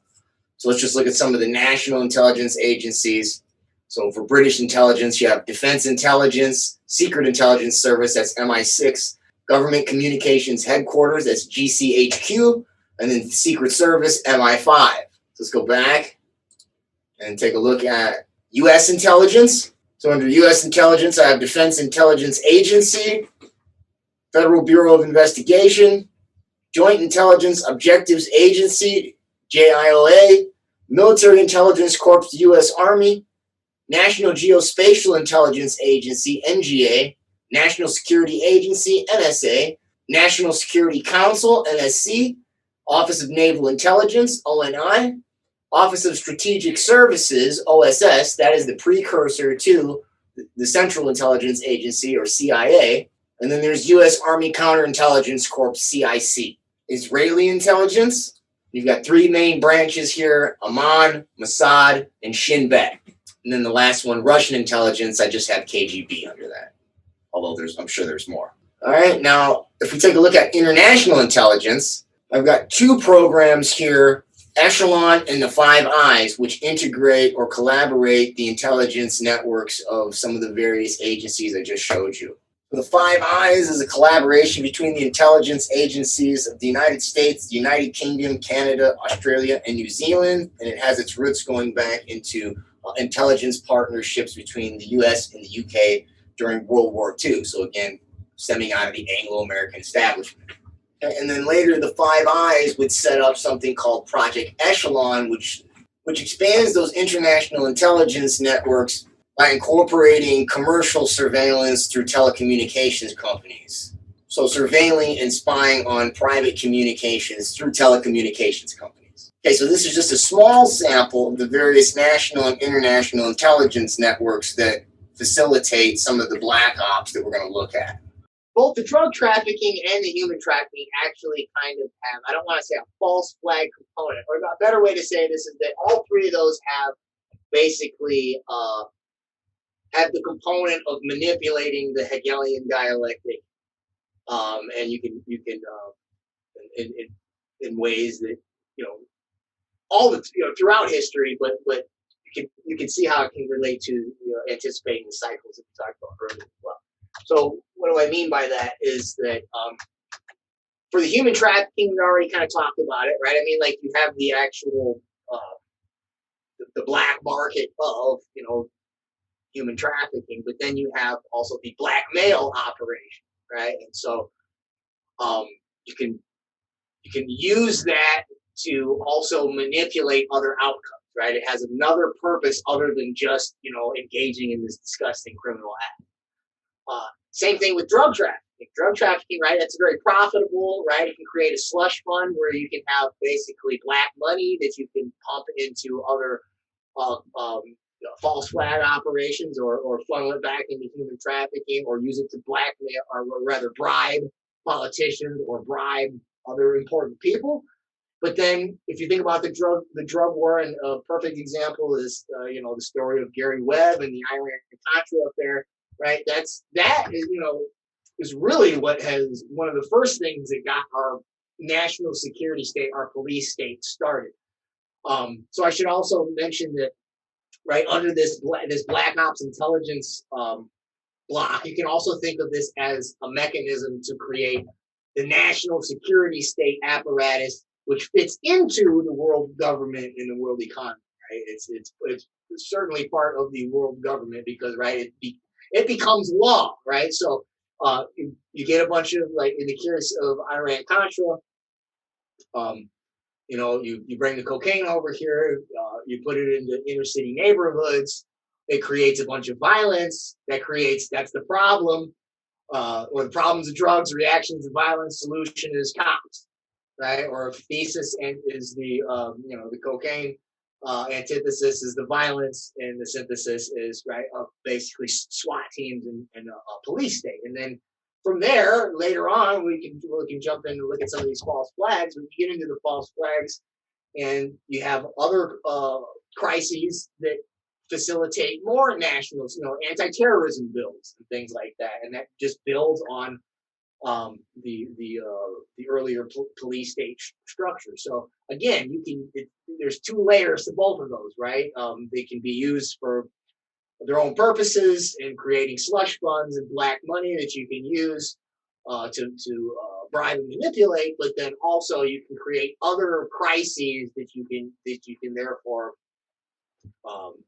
use to push other agendas, right? Give reasons to push other coercive regulations and things like that. I mean, I guess I would just say that obviously false flags have an internal role, say like 9/11, or even the way we've talked about the pandemic, in terms of getting it started and where it was started, whether it's China or a U.S. lab or what have you. But also there's like Gulf of Tonkin. There's all sorts of international mischief that the U.S. that I know mostly what the U.S.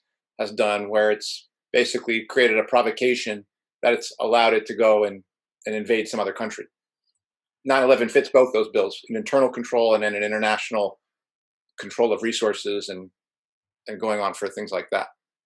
Right, and that's why at first I wanted to kind of synthesize the other two blocks with it. And I'm like, nah, it's not a 1-to-1 ratio. But like you could think of Iran-Contra as a false flag, right? Because you're shipping in the drugs and then saying that there's a problem. You created the problem. You know what I mean? So that's, in a way you could call it a false flag. Mm-hmm. So I opened, as you started naming some of that, I went ahead and just pulled it up, and I've got quite a few here.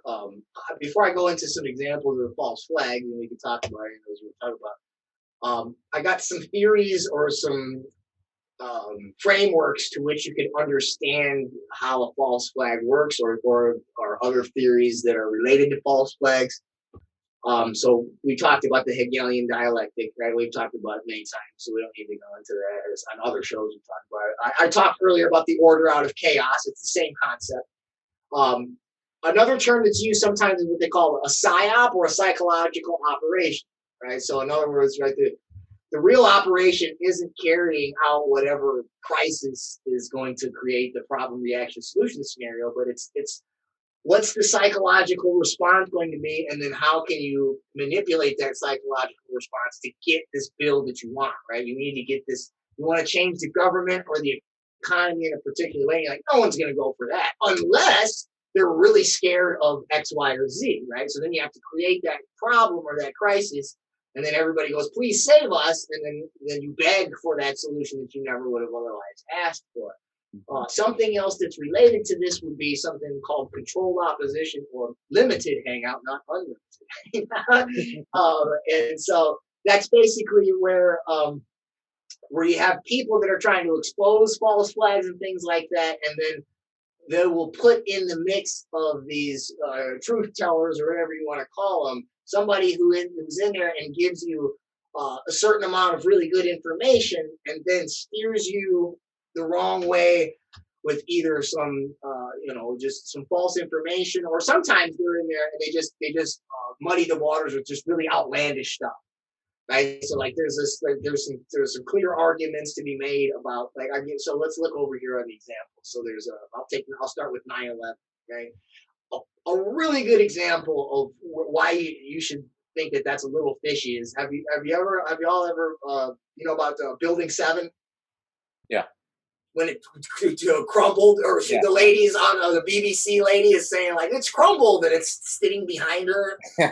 So I mean, Now, more on the latest building collapse in New York. You might have heard a few moments ago I was talking about the Salomon Brothers building collapsing, and indeed it has. It seems that this was not a result of a new attack. It was because the building had been weakened during this morning's attacks. We'll probably find out more now about that from our correspondent, Jane Stanley. Jane, what more can you tell us about the Salomon Brothers building and its collapse?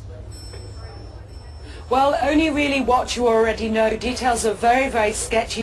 As you can see behind me, the Trade Center appears to be still burning. We see these huge clouds of smoke and ash, and we know that behind that there's an empty piece of what was a very familiar New York skyline, a symbol of the financial prosperity of this city, but completely disappeared now, and New York is still unable to take on board what has happened to them today. Sounds like she jumped the gun, right? Or got a report. I mean, how did she get that report before it happened, right? I mean, that's extremely fishy, right?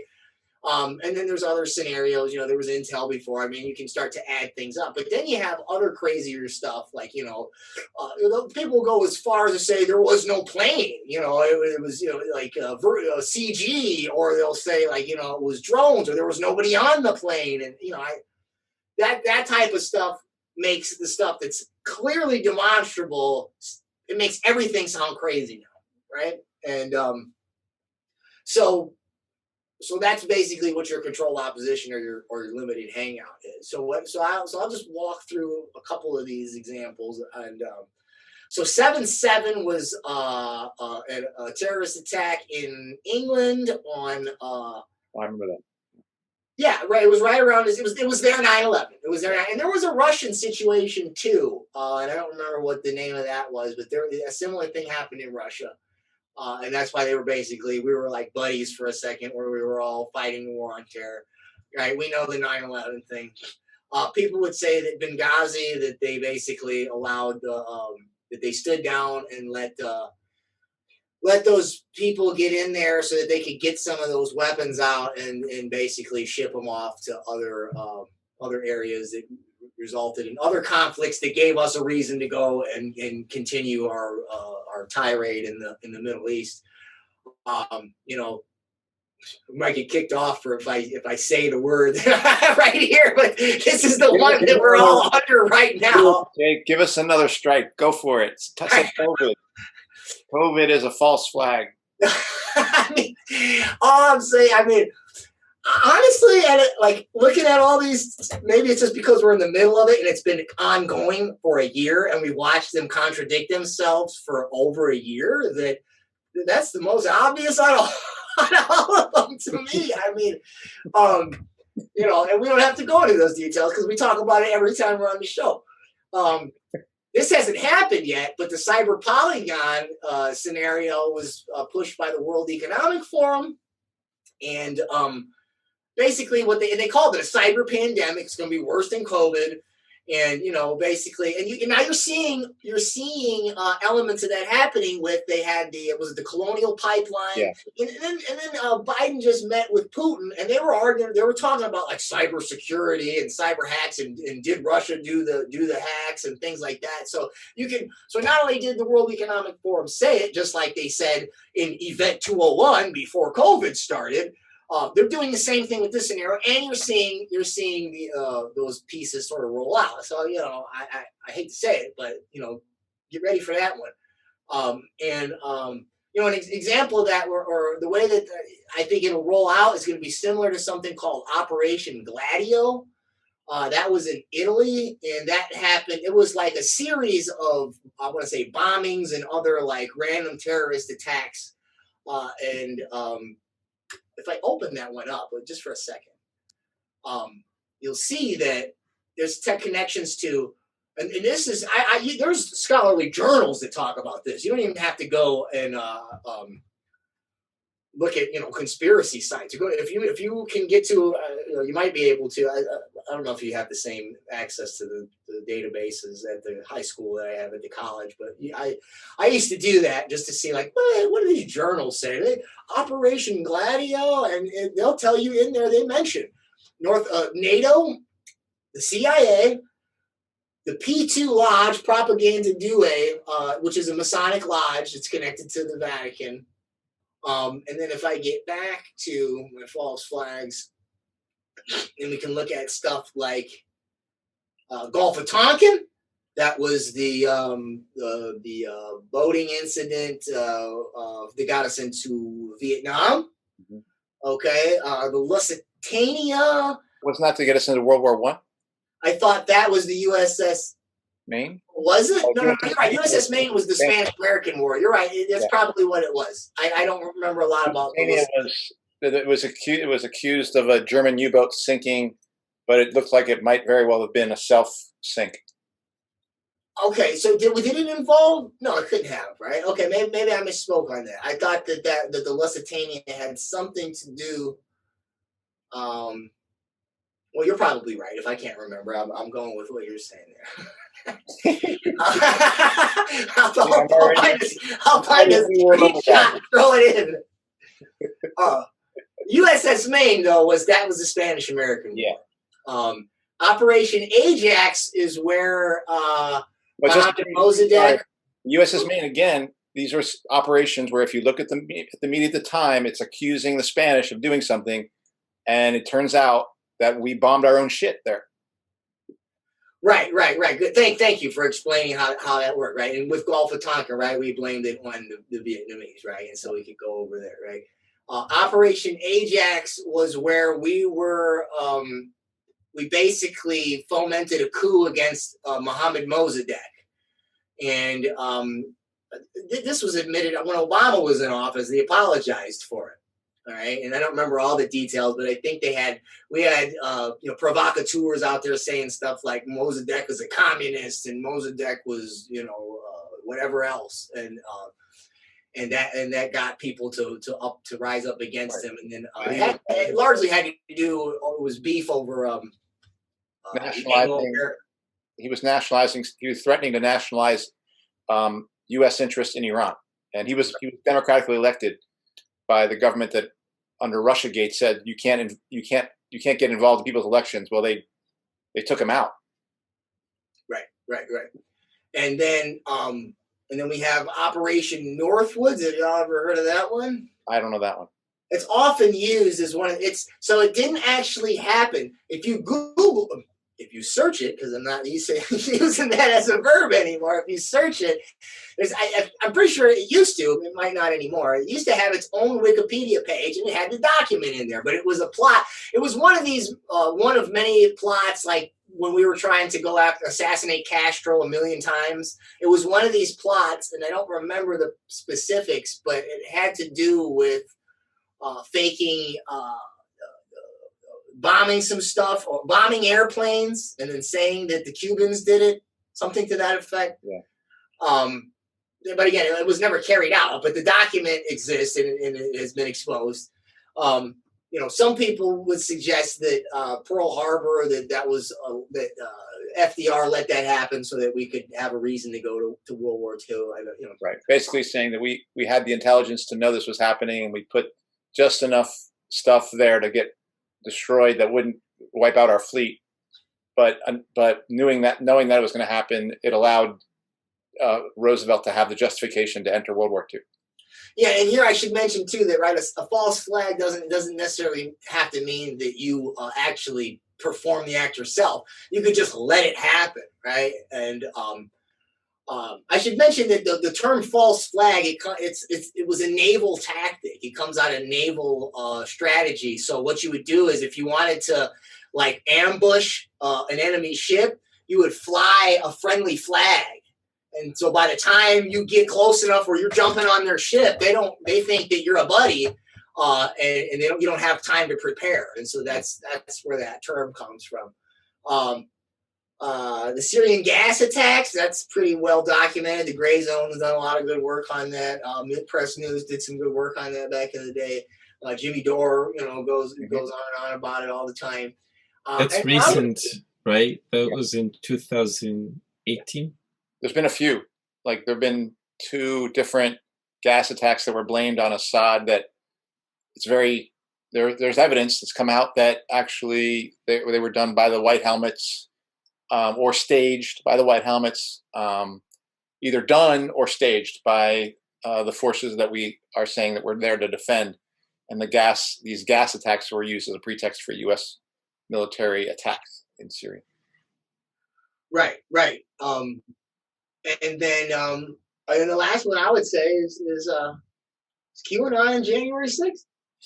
That's going to get us another flag right there. You just got us double striked here. Edit it out then.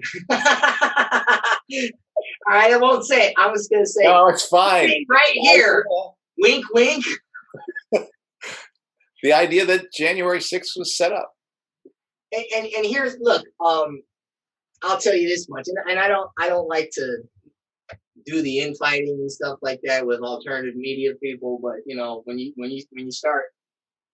It's one thing to get stuff wrong. It's one thing to get carried away with something that you might believe in. It's another thing to say something that is demonstrably false. So I'm just going to say this, all right? And okay, all right. Alex Jones really was beating the drum on this Stop the Steal stuff, and he had on a frequent guest. His name is Steve Bitchute. Does that ring a bell? Has anybody ever heard of Steve Bitchute? He literally is intelligence. Was involved in running some of the coups in Latin America over several in the past, and he also was the guy that helped write the Tom Clancy books. That's why they seem so realistic and accurate in terms of their depictions of intelligence operations. All right, and he's in there talking about they had this one thing about the there was going to be a blockchain watermark, and Trump's going to win. And if you ever heard some of these theories come out during the 4 years of Trump, every couple months they kept saying something like the military is going to take over and they're going to arrest all the Hillary and all the bad people. And then, first of all, and Alex pushed it, and first of all, it's like, well, if the military takes over, dude, that's not good. I don't care if they're good guys or not. Like, once the military takes over, what makes you think they're going to give it back is the first thing that's a red flag. The second part is you got Steve Bitchute caught blatantly lying, and the third part is David Knight was one of his anchors who basically had his own show, and was always saying this is nonsense. When it came time for the Stop the Steal right before January 6th, he fired David Knight. David Knight's doing his own thing now, and he talked about this basically every day. He'll bring this back up, saying that that was a psyop to get all these people who thought that they were really going after the deep state and thought they were going to save the country, and they got set up there so that they could have a domestic, their domestic terror laws that they're trying to push. It's your second 9/11, basically. And I'm sorry, man, because I knew that based on the way that the tensions were, that something wasn't going to go right. Because whoever won, they were going to say the other side cheated. That was the narrative they were pushing the whole time. And lo and behold, I told them, I said, don't go anywhere near that place. Like, if they didn't already file lawsuits to get this thing put away, to actually challenge these votes, like, nothing good's going to happen. I thought it was going to be some kind of riot or something was going to happen. I know I'm getting into too much detail on this, but that clearly that was the goal. And let me pause and let somebody comment, if you have a comment. Well, I don't appreciate the fact that you're accusing Alex Jones, one of my favorite guys, of being responsible for a government agent, a limited hangout, controlled opposition, and producing a psyop to get folks doing that. Because Eduardo knows how much I like Alex Jones. And I'll say this though, by the way, it's one of the first people that I started listening. Like, when he was doing the Bohemian Grove thing, and he used to say we got to stop the false left-right paradigm. He used to say that. That all this anti-Muslim stuff is just a CIA psyop they're going to turn it against the American people. But then he ends up leading people to the Capitol on January 6th. Like, how do you say that 10 years ago? But then when the moment comes where they set it up, you lead people there. Certainly very suspicious. I would say that. And this is gonna open up another trajectory. So I don't want to do this yet. So I want to wait to see if there's any thoughts or anything. But it has to do with these plans, these 20, 50, 70-year plans, is the comment I eventually want to make here. Eduardo or Kenny? I mean, we're into territory that I have tried very hard to stay away from, but I feel that this is interesting, and so I think we should continue. This is like the stuff I always used to see long ago when YouTube wasn't as censored and algorithmic. I used to just sort of click away or put down, not interested, please don't show these anymore on my YouTube feed. Before all the heavy censorship of YouTube days. But go ahead. Unless Kenny wants to ask something. Oh, okay. I suspect, again, this connects back to media, right, and how partial truths get skewed one way or the other, because I think that's the best way for these big lies to get pushed through, right? Like, they possess partial facts, and they're swayed one way or the other. Whether it be 9/11, whether it be this pandemic, the operation, what is it? The Fast and Furious, right? Like, with the DEA and Mexican cartels, that, again, like the media doesn't have to tell like a whole entire lie. They just have to manipulate enough. And people like Alex Jones and, on both sides, liberals, conservatives, just have to run with it and, and create that binary, right? Like that, to pin people against each other, like the general public, at least. Yeah, that's when I really started to like, and it was right around it was right before the Trump thing. I noticed like he started getting real anti-Muslim, and he was never like that before. He stopped talking about the Federal Reserve, and he kept saying the left, the liberals, the Democrats. He never used to do that. He had Quanell X on back in the day, the leader of the New Black Panther Party, and he didn't sit there and berate the guy. Like they actually like agreed more than they disagreed. Like, so it was like, what is this guy doing? Like, but as you say, it just seemed to me like, right, to polarize, and that's where we're at right now. This is why we're having this conversation, because we're polarized. And I just, I'm sorry that for anybody that that's offended or doesn't like what I'm saying about the guy. But listen, I used to listen to the guy, all right, and especially at this point in the game, like they're rolling that domestic terror law, and I'm not gonna say anything. I'm not giving the benefit of the doubt at this point. Like, there's no room for that. Like you know what I mean? It's it's not a theory. It's like basically we're there at that time. And maybe I'll jump. Let me suggest this for a second. All right, let's say we're talking about those planning these planning for these cycles, right? Planning for these crises and at these different moments in time. So 9/11 was on 2001, 9/11, 2001, okay? It's 20 years from 9/11 to 2021 when they had the 6. So it's 20 years. You just had Event 201, then you have Agenda 21, okay?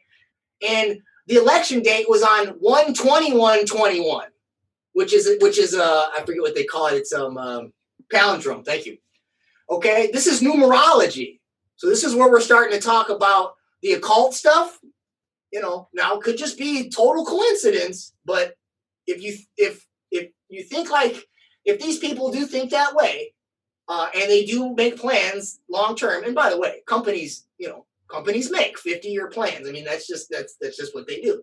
So, everything I've talked about sort of comes together. And then you've got, and we'll talk about it later, Stanley Kubrick's 2001 Space Odyssey. And there's all kinds of Freemasonic occult stuff in there. And it's about transhumanism.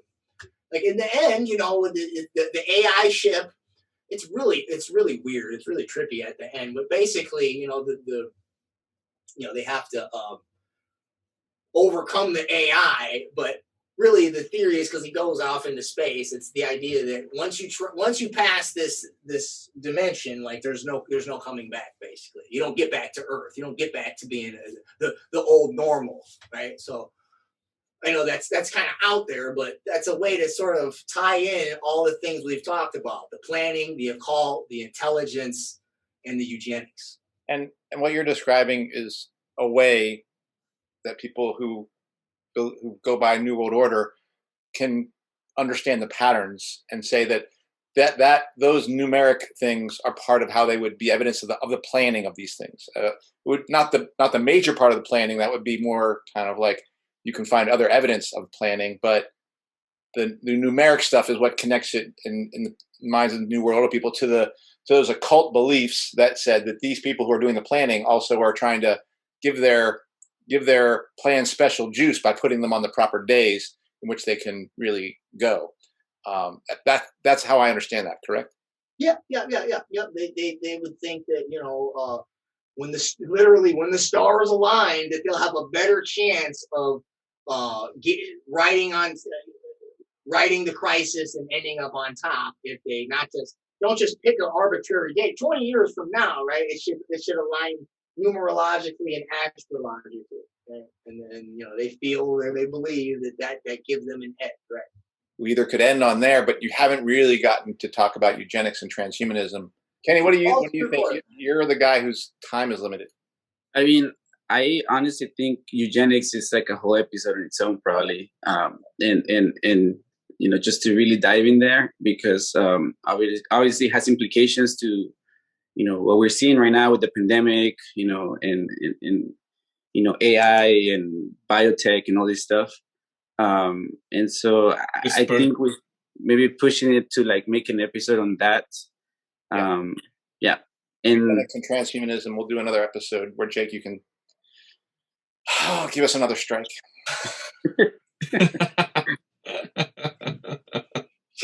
Let me do. Okay, so maybe you got time for. I'll end with this, and that'll be the transition to that. Then, yeah. I got but it might be a few weeks from now because I want to do these people. No rush, man, no rush. So let me. Since we're on, since I mentioned Space Odyssey 2001. Okay, I'm gonna go ahead and we're gonna go to Freemasonry. Okay, so I've got tons. I'm not going to go through all these people, but these are others. You got royal families, you've got Rothschilds, you've got eugenicists, you've got presidents, you've got Cecil Rhodes, you've got Skull and Bones members. All those people intersect here. But I'm just going to give you a taste of their occult theories. I'm going to go ahead and grab this thing. And you're talking about the occult theory of all these folks that you have listed here, plus some other folks that are not listed here, correct? Yes. And this is a very abbreviated list. Freemasons, basically. Yeah.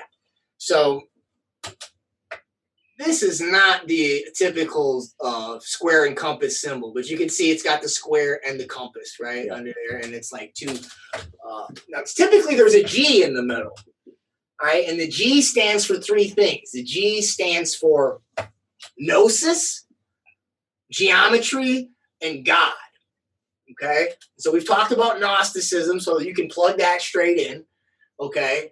And then you can understand the other two through the gnosis, meaning this. You can become your own God through the gnosis of understanding the secrets of geometry, meaning the secrets of the universe, right? And if you think of fractal universe or fractal CG, like look at how realistically you can portray with computer graphics, you can make it look like real people with fractal graphics. And a fractal is like a mountain, which is basically, a triangle. It's just a bunch of layered triangles, okay?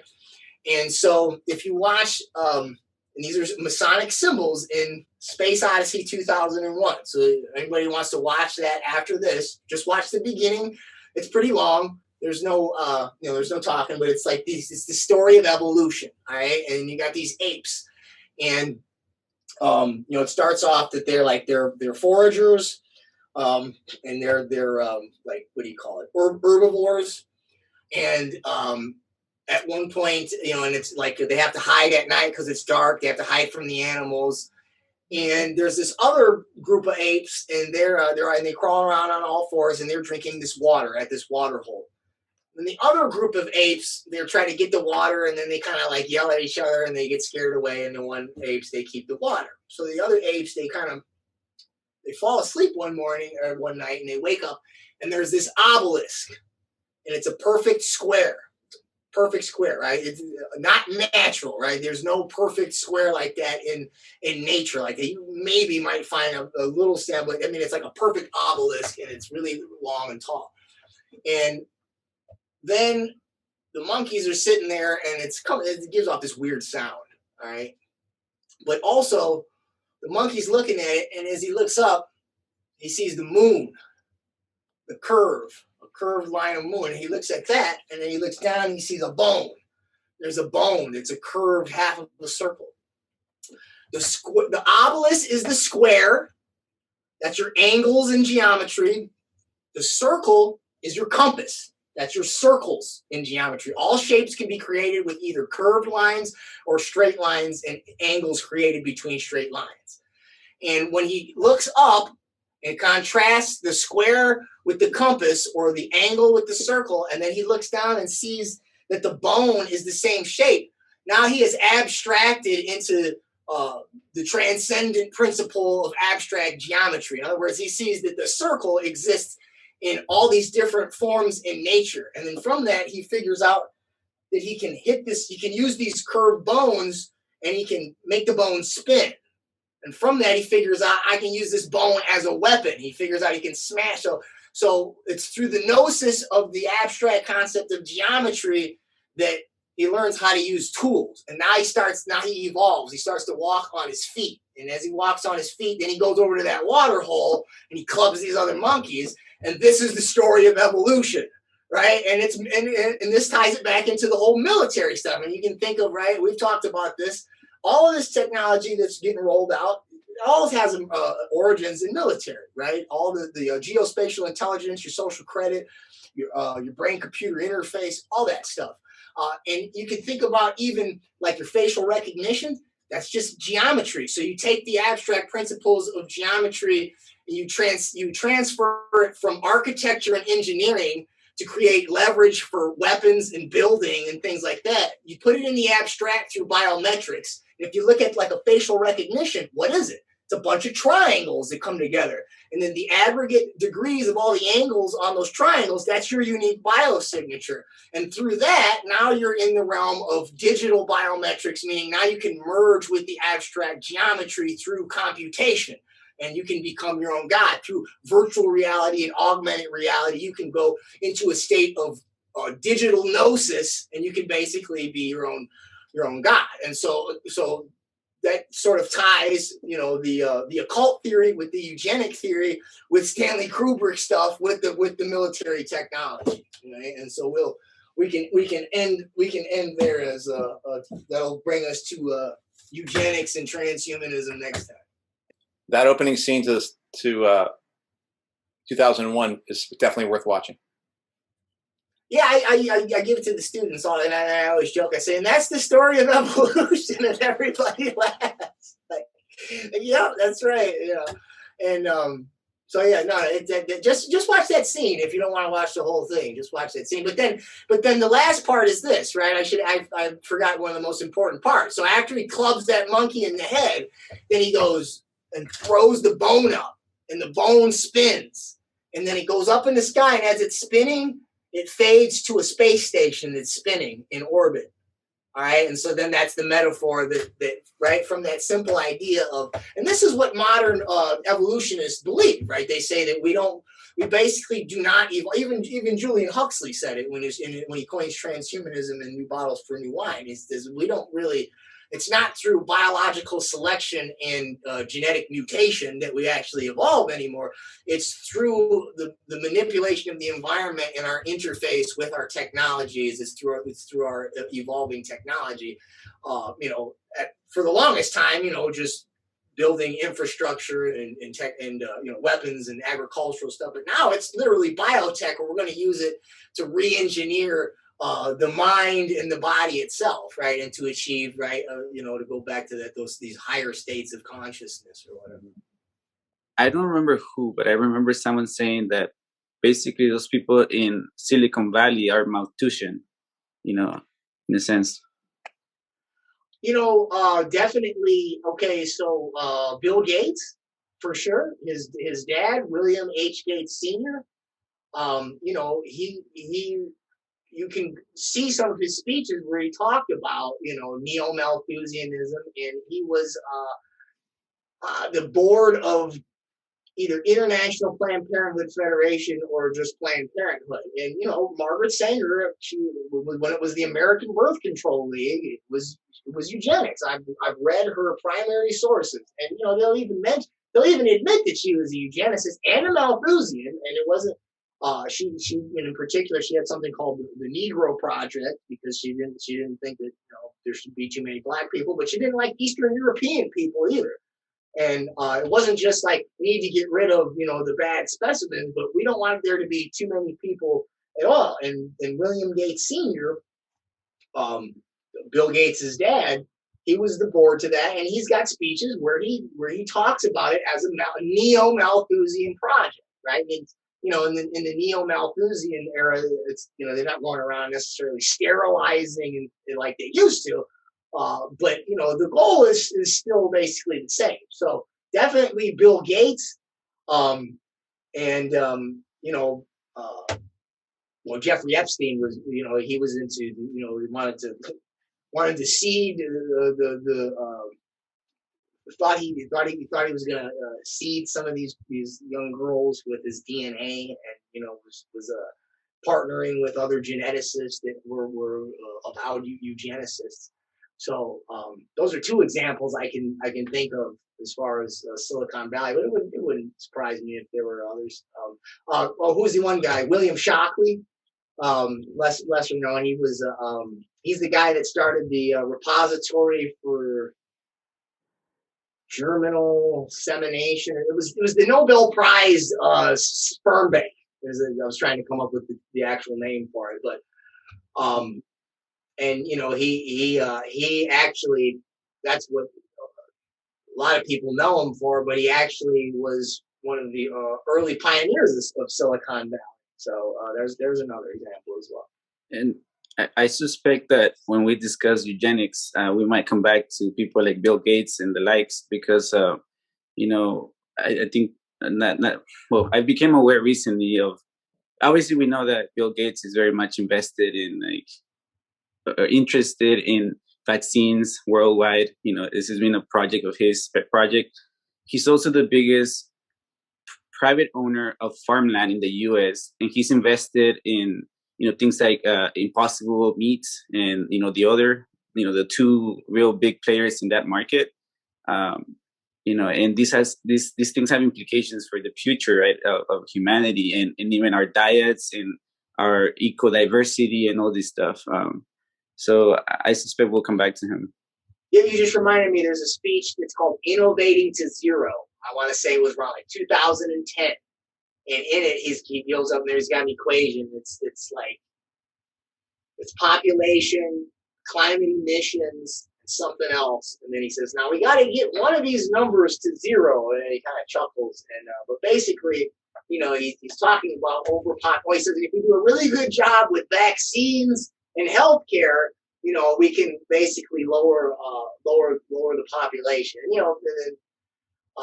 Some people would say that's because he's going to depopulate with the vaccine. Other people would say no. What it means is in like the so-called third world countries, people tend to have more babies for a couple of reasons. One is in an agrarian society, you need people to help manage the family farm, but then also healthcare. You don't have that great of healthcare, so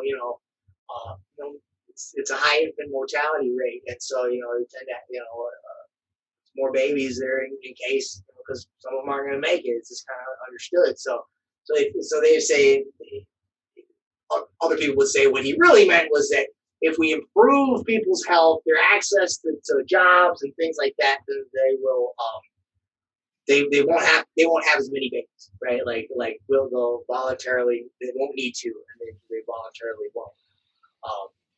So yeah, but that's there as well. Jake, if you want to wrap up on that, then maybe any final thoughts from Kenny or Eduardo? I don't have any. I think it's very dense and digesting as we are in the episode itself. Maybe after the episode part 3, I will have lots of questions after this, for sure. Yeah. I do wonder, if maybe we'll do it with Jake or separately, but at least from like a Marxist perspective, like to see some parallels in how we would explain some of these things that we're talking about here, these structures. Because at least from my point of view, from my understanding of Marxism, I see a lot of parallels here, and like there's not that different than what I think of, whether it be the elite class. You've seen people as playthings, the institutions that they form to execute, their will, in their market system and all these things. So I'm just wondering, I don't know if this will be part of this episode, but, I would be interested in doing that, from the Marxist point of view. Yeah, I was thinking the same thing, that maybe at one point we'll be like, okay, what do we make of this if we understand, or if Marxists, people who claim Marxism, understand the world in terms of capitalist class, working class, profits, socialized production, anarchy of exchange, crisis due to the to issues of profitability and overproduction and organic composition of capital. We have a whole different way of understanding the world, but I do think there are elements of the New World Order thing that, to me, make sense of structures that I would say could very much help make a capitalist class a much more effective capitalist class. Even though I do think there are pretty big differences, particularly as it relates to elements of planning versus a system of competition. I think that's a big difference. That doesn't necessarily mean we have to sit here and disagree over what's going on with COVID and I do suspect it comes down to things like this, that if our country makes war with China, I believe Marxists are going to make war with our government. I'm not so convinced that New World Order people will do that. I think New World Order people will be like, well, it's partially China, it's partially the United States. This is a confidence game anyway. So they don't understand that, no, we will, when our government makes war with China, our job is to make war with our own government. And I don't think the NWO people get that. And that's going to be a problem. It'll be a problem because I believe that they're not going to fight the right, fight the right enemy at that point. And that would be one element of, if you don't get the system right, then I think eventually it's going to come back to bite you in the ass. So that's one area. It does look like, but what it looks like right now, Andy, is a lot of Marxist socialists are complicit with the government. Yes. Yeah. I mean, so I don't know how they'll be fighting the enemy, if that is the framework, if they are, at least the socialists that I know of in the Bay Area, and are complicit with the government. And I think that's why it's important to listen to things like this, this framework, to understand how these mechanisms, bring people back into the fold. Marxists, people that claim Marxism, but they side with the state, like you say, Eduardo. Right. Because at the moment, like Marxism, I see very few people, right, dissecting things in a way that's has an explanatory power. And I can guarantee you right now, AJ is pulling her hair out, and Brian is not liking what I'm going to say. But let's be clear: the Marxists have gotten this whole period wrong. And it's been mostly the NWO people who you have to listen to kind of try to figure out the kind of conspiratorial bullshit that's going on. That's clear. I would just say that for me, as much as I love talking to Jake and respect so much, not just him, but even other people who claim NWO, what they brought, I'm still not convinced that they get the right idea about the dynamic of the system that's in play here. And so, unfortunately, the rest of my Marxist fools friends are all, trying to get everyone vaccinated, and that nothing good's going to come of that. And so Jake's been having to sit here and listen to us talk. No, I like it. I'm because I'm thinking about something like we said, like that's so. We've mentioned that there are a range of perspectives when it comes to like New World Order activism, and there probably are some Second Amendment type people that probably would want to take up arms in certain scenarios. But then there's others like myself who would say that the way that we beat the New World Order is to stop both war with China and any domestic violent conflicts. Because the oligarchs of the New World Order, they want that conflict because it'll justify cracking down on their own people and committing explicit acts of violence against the American people and our brothers and sisters abroad. And at that point, it won't matter which end of the spectrum you're on, everybody will be considered enemies of the state. So I and others would say that the real solution to this New World Order agenda is to speak the truth and wake people up so that they can opt out of the order out of chaos dialectic.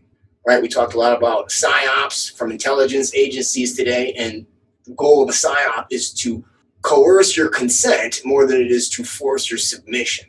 So I and others would say that nonviolent restoration of the Constitution and Bill of Rights through local activism and community organizing is the real solution.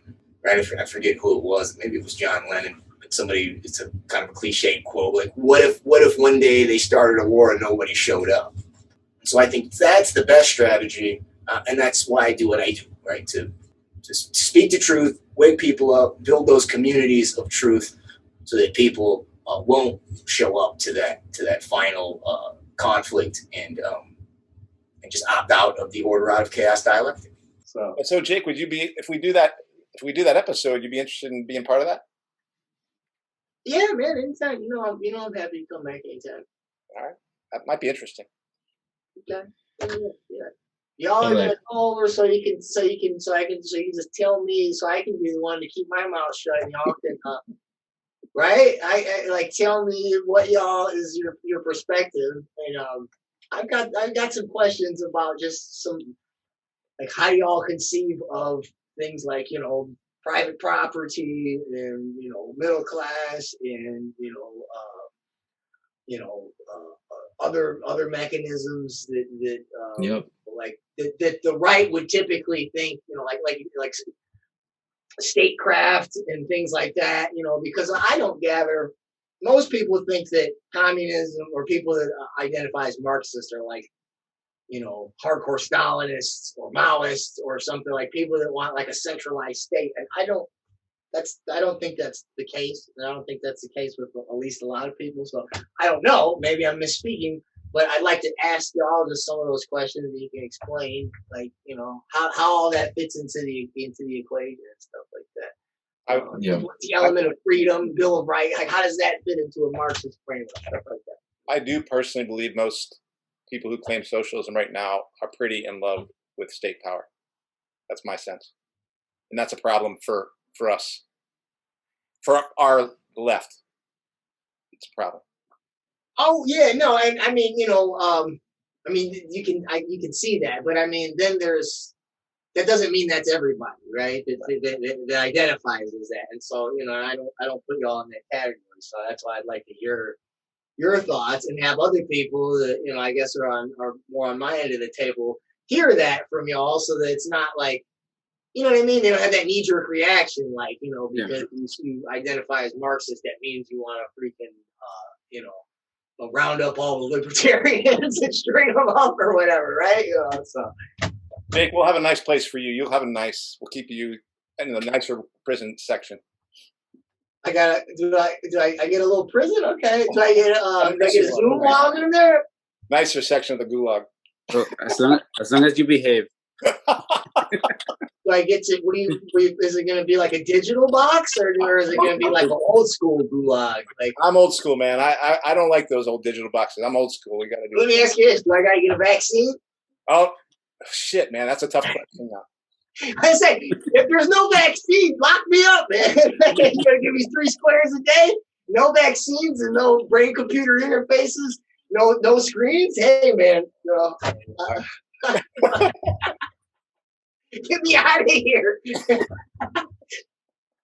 Thanks for taking the time to go over this. This is, I think, really interesting stuff. So, I think it's gonna. Anybody who hears it, I think, is gonna have to have some things to think about in terms of, well, how do you think the world is organized, right? If you don't agree with Jake, if you don't agree with Kenny or Andy or Eduardo, you do have to answer the question: how do you think this world is organized? Because if you don't try to answer that question, you're not going to be able to deal with it.